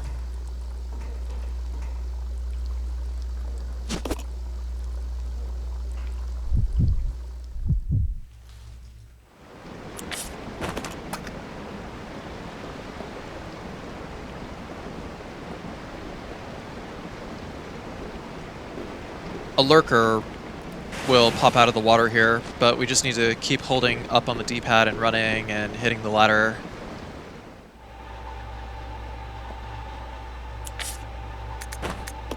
I'm gonna drop the submachine gun.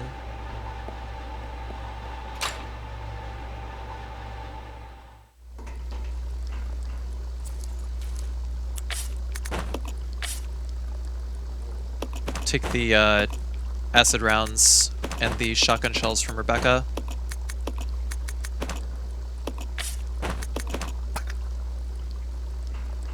Follow me. Okay. We gotta make sure that we trace before we grab the battery so that Billy will follow Rebecca up the stairs after this next cutscene.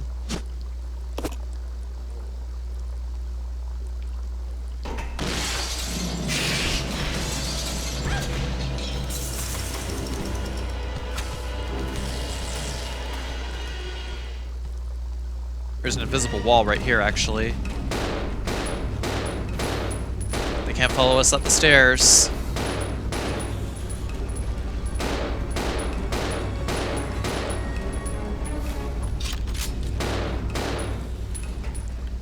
The frogs can grab you and swallow you in one hit, but there's generally no need to worry about them. Also, this is the reason why we needed the red chemical from earlier, so that we can make the sulfuric acid. I sure hope you listened when I just told you to grab the red chemical when we did. Because otherwise we'd have to backtrack quite a ways away to get more red chemical.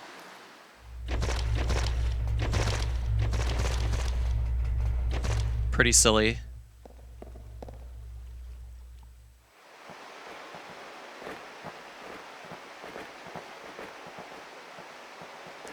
Then we combine the fresh water with the sulfuric acid in order to get battery fluid. We gotta switch over to Rebecca, like, manually, because if we try to go into the menu and switch to Rebecca while putting the battery in, then there will be a glitch where Billy will just phase through the box and won't pick up the key card. But as it stands, we actually do need to take one item from Billy. Shotgun it is. The incinerator keycard, which is needed to get to the final boss.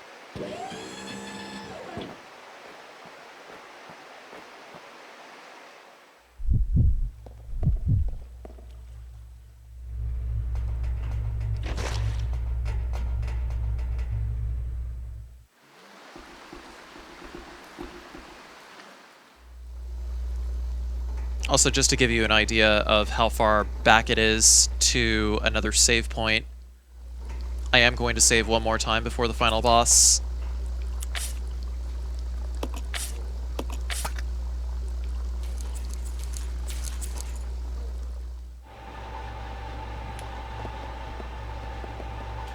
I'll go alone.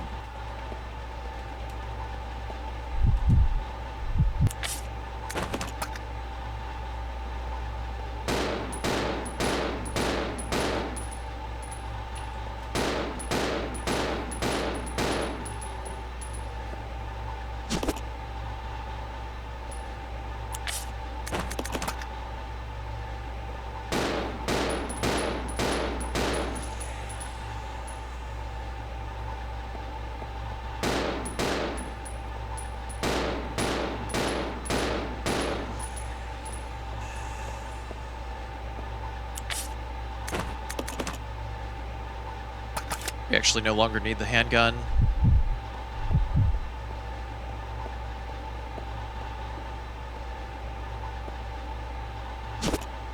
Or really the shotgun for that matter.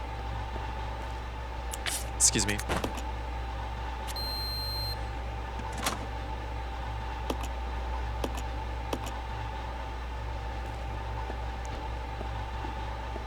Now that we've thrown away the card, we're just gonna grab the submachine gun.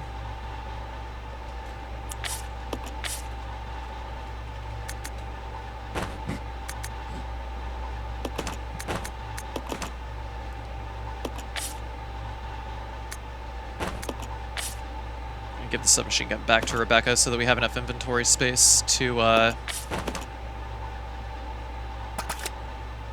grab one more first aid spray.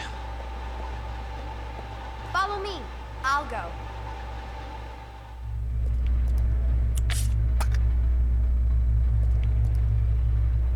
But of course, poor inventory management.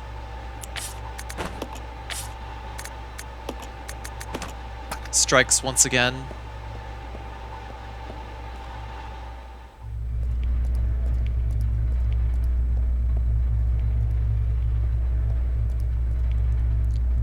Gonna grab these Magnum rounds.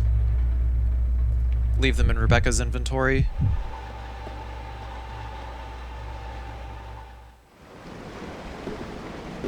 The lurker will not spring out of the water here. We're just gonna run. Actually, wait, no. This is the part where I discovered that the elevator is, once again, back upstairs. Because I was a dum-dum and I didn't send Billy up as well to bring the elevator back down. So now we have to go all the way around.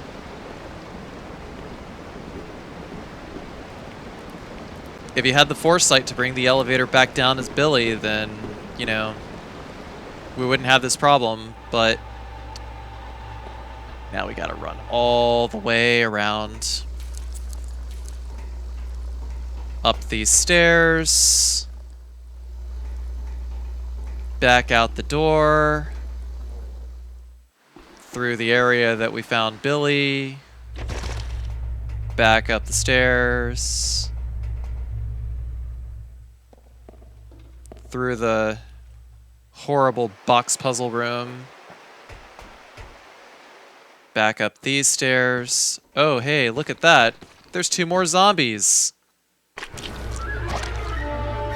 gotta go through the valve handle door, and there's more zombies, but they're not blocking the way here, fortunately. Then there's gonna be 2 more zombies.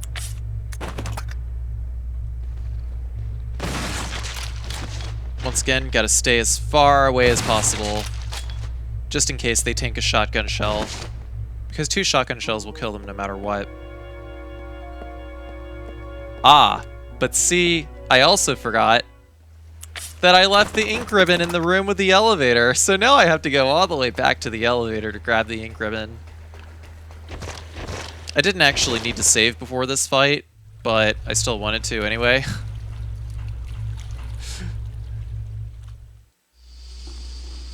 But yeah, what a pain in the ass, huh?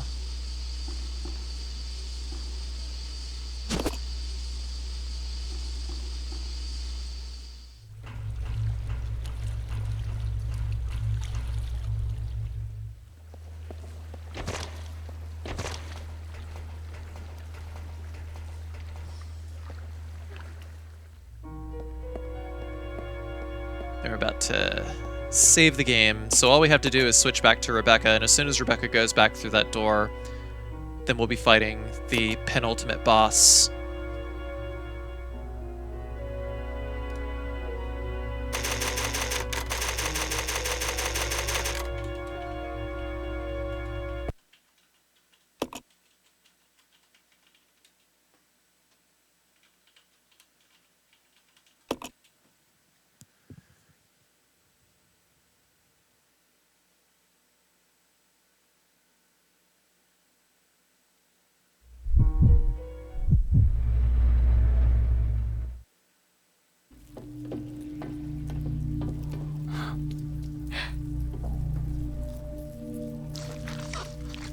Welcome, young ones. So glad you have joined the party. You are the guests of honor. After all, it's your wake. Who are you? Dr. Marcus? No, you can't be. What's going on? 10 years ago, Spencer had me assassinated.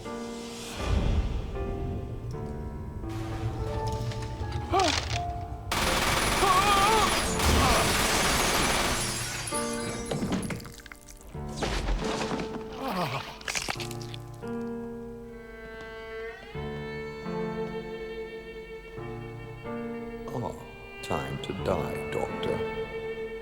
I will take over your research. Wesker, Birkin.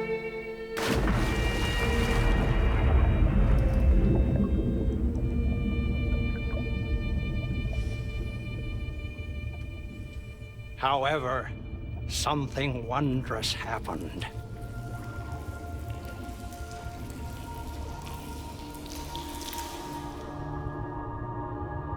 It took the T-virus inside of my queen years to procreate my new life.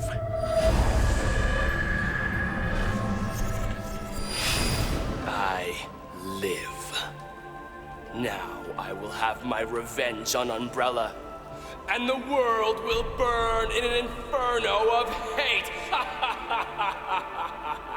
You'll pay for what you've done. We'll see which one of us is gonna die.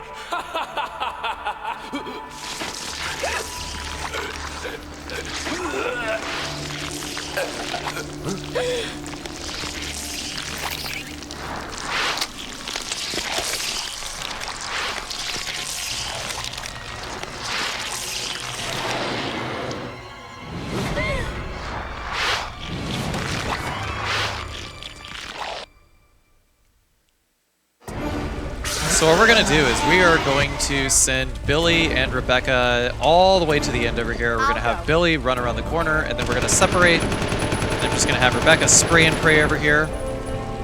This is one such reason that I decided to do this run with the submachine gun, is to just make this go faster. This is not an inherently difficult fight, because I could really just replicate this same strat with the handgun, and it would be fine. But the Queen Leech always aggroes on Rebecca. So we're just gonna kind of go pretty slow so as to maintain the aggro. Billy should be moved off the screen.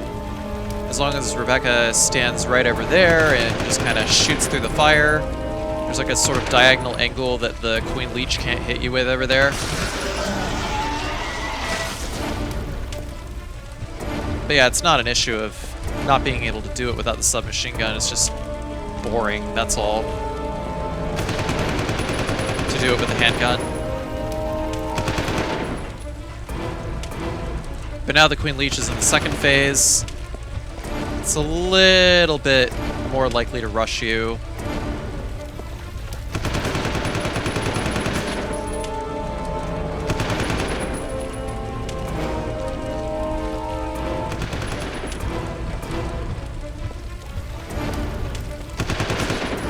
But generally, if you want to be absolutely safe, then you want to wait until exactly here in order to fire. When she stumbles back, then she's dead.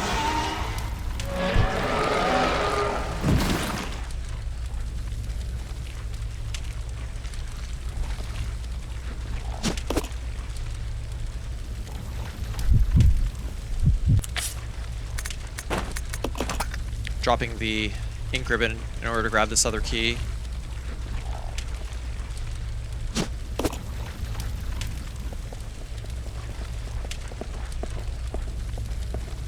The second key always goes in the right-hand panel, the silver key.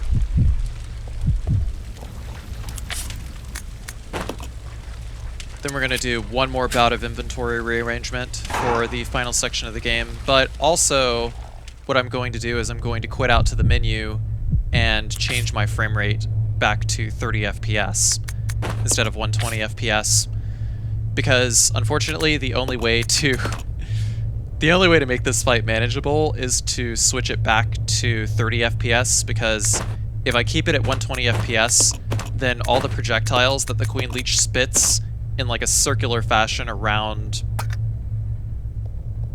the boss's hitbox are just going to like hit me instantaneously.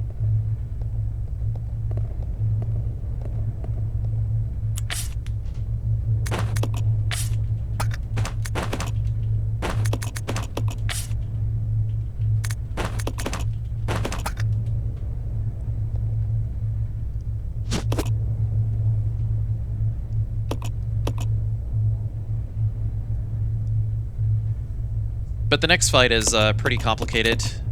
We gotta start with Billy with the submachine gun and Rebecca with the magnum.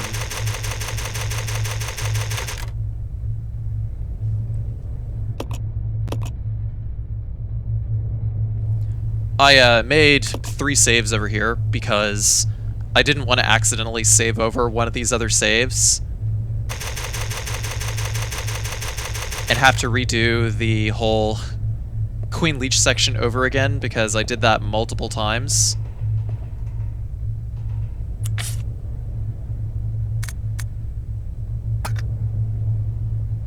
While I was trying to record the final segment of the game, because I totally forgot that I wasn't looking at the load screen and I was looking at the post-game save screen while trying to practice this fight.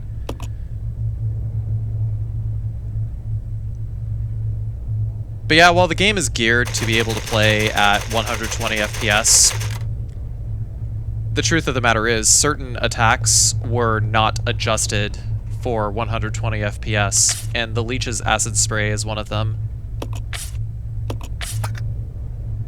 So the game is a little broken at 120 FPS. You can see the top left, frame rate is restricted to 30 FPS now. And I was able to do this fight within 1 or 2 tries of actually adjusting it down to 30 FPS after trying for hours to do it at 120 FPS. Resident Evil.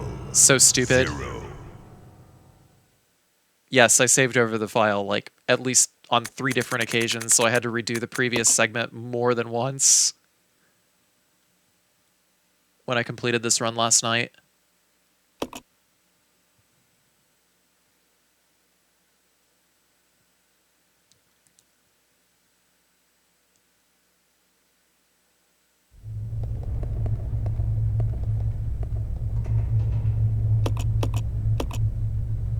But it's more cinematic at 30 FPS.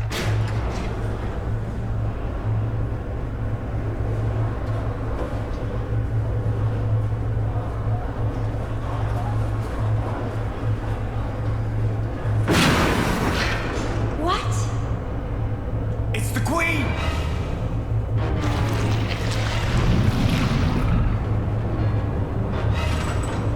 The self-destruct system has been activated. All personnel evacuate immediately. Repeat. Who activated the self-destruct system? Come on, can't this thing move any faster?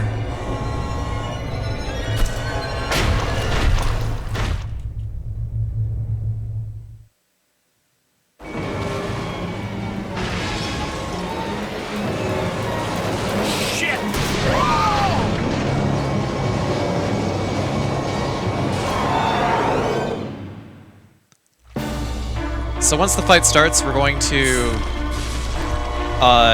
move Rebecca and Billy over to this side over here, using both the left and right analog sticks. We're going to have Billy equip the submachine gun, and then we're going to have Rebecca fire 8 magnum rounds. Billy won't automatically try shooting the Leech Queen yet. It's only when the Leech Queen gets in range. And then once she gets in range, you know, we'll start having Billy shoot the Leech Queen. When the Leech Queen backs up, we'll just have Rebecca reload the gun. And then it's like, what, 1, 2, 3 more after that. I just mostly use the submachine gun there so that I'd be able to use acid rounds.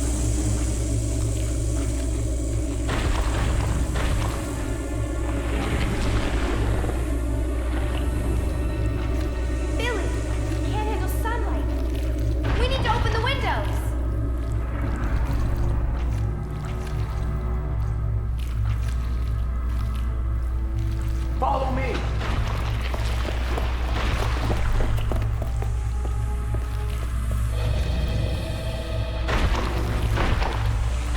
You work on the windows. Got it. I'll use my charm to distract Her Majesty.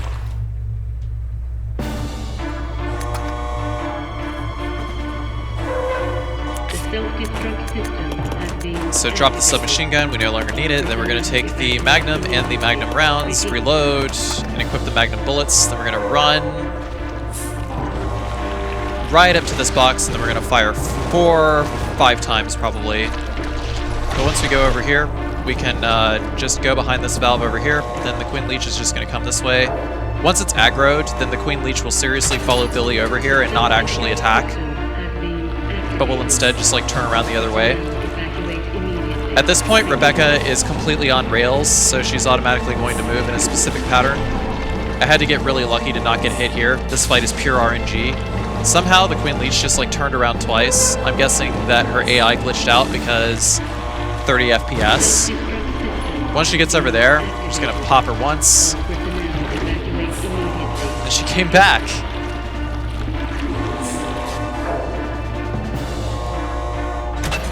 And once Rebecca is done finishing the valve, then the Queen's aggro instantly goes back to Rebecca, so it didn't get us again. And then it's just gonna like do the shimmy thing like 2-3 times now. At this point, I have to get really lucky, and I have to have the grenade rounds equipped, because apparently, according to Matt DeRock, it does like a different like hit stun animation once you shoot it. Like I haven't really checked it or nothing, but what she usually does is she usually just does like a different attack, or just like does an attack before you can actually inflict hit stun on her again. But I guess the grenade rounds have like the highest chance to proc hit stun.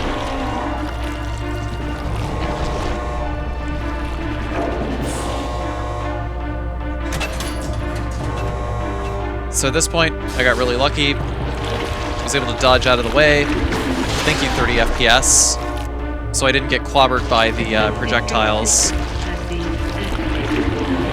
Just kind of trying to keep her in place, and Rebecca just barely manages to snake by.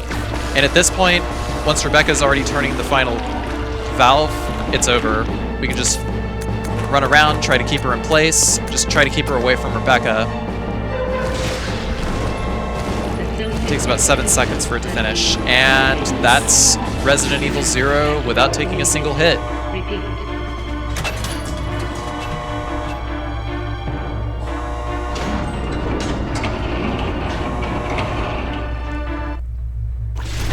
That fight is stupid lucky.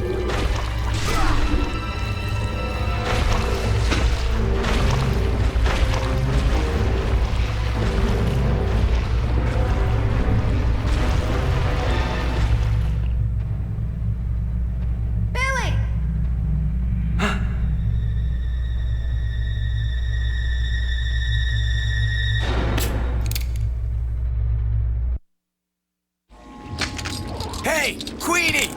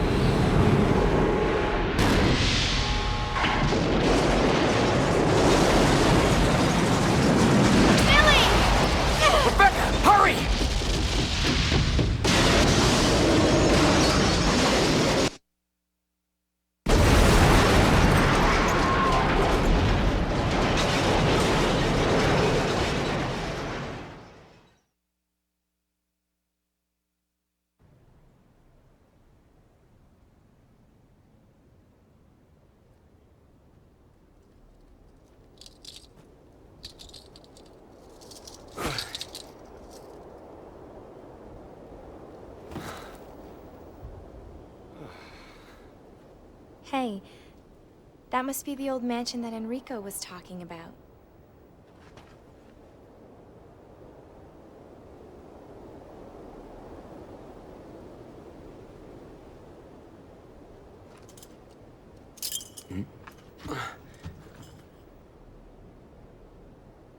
I guess it's time to say goodbye.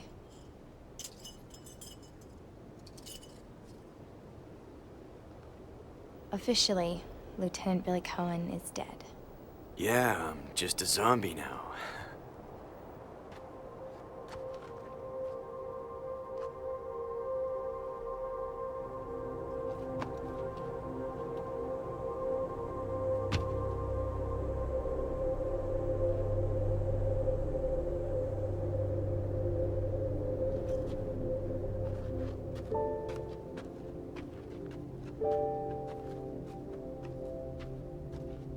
Thank you, Rebecca.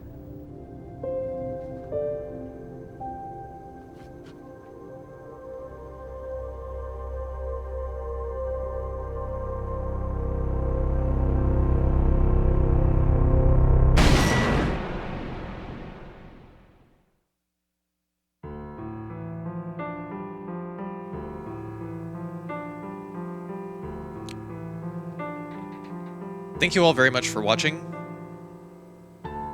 If you enjoyed this video, please be sure to like, comment, and subscribe. Also check out my Twitch channel at twitch.tv/CarcinogenSDA. The commentary for this run was recorded live on Twitch. Say hi, Twitch chat.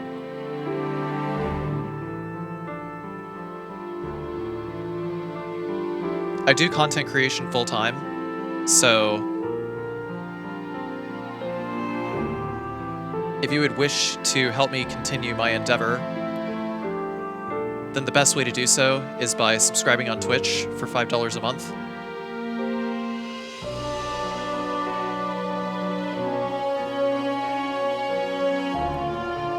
I try to put out at least, I don't know, 2-3 YouTube videos a month, and I stream just about every day. I try to aim for about 40 hours of streaming a week.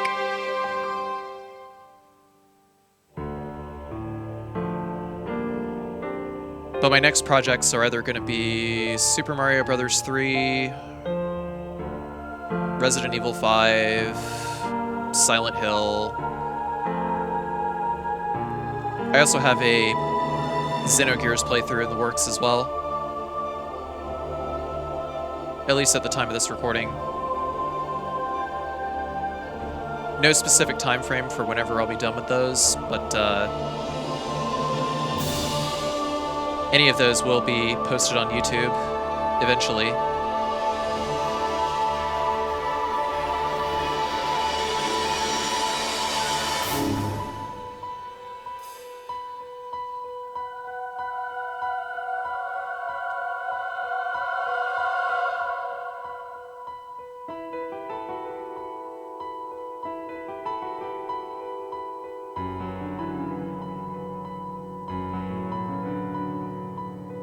But be sure to check out all of my other videos in my playlists on YouTube. I have a lot of commentated no save, no damage runs for Remake, RE1, RE2, RE3, and Dino Crisis. I'm also working on a segmented no damage run for Dino Crisis. I have a no damage run for Code Veronica and RE7.